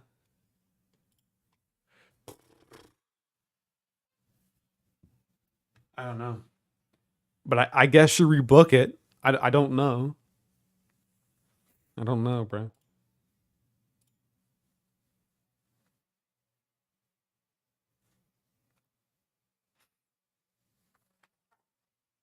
In conclusion, tonight's main event meant absolutely nothing. Facts. You're right, Atomic. It meant nothing at all. It didn't mean shit. Both girls walk away happy. I guess. Wonder Boy and Woodley only had to fight. Only had 2 fights with 1 draw and no rebook. I guess. But it's not like I don't know, bro. Like it's just there's so much. I don't care. No, I don't give a fuck. Give it to Aaron Blanchfield. Give it to Menon Fiorot. I don't give a fuck. We'll see what happens. I mean, I felt like I don't know. Valentina's a former champion. She's getting her immediate rematch, and then it's a draw. So it's like fuck you. You didn't win. Get out of here. Listen, if we did Figueiredo versus Moreno fucking 4 times, I don't know, bro.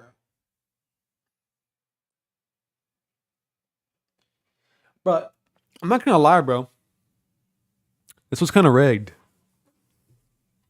Those scorecards were kind of rigged. That Mike Bell scorecard was rigged, bro. I'm gonna say it right now. That Mike Bell scorecard was rigged. He had it 3-1.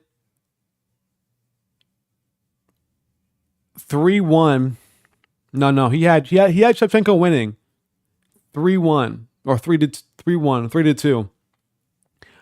But he just chucks in. He just chucks in the 10-8. So the UFC can have their Mexican champion still.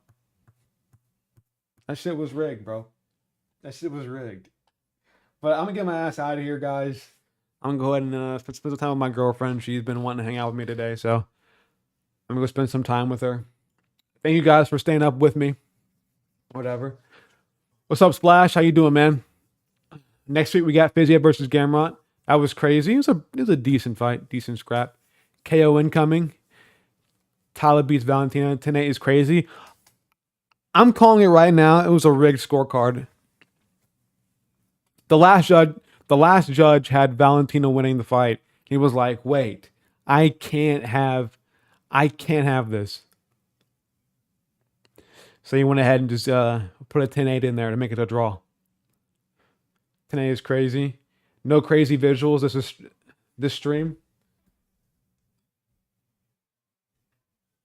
There you go, Damijo. Just for you. I changed it today. It's my cat. It's my cat.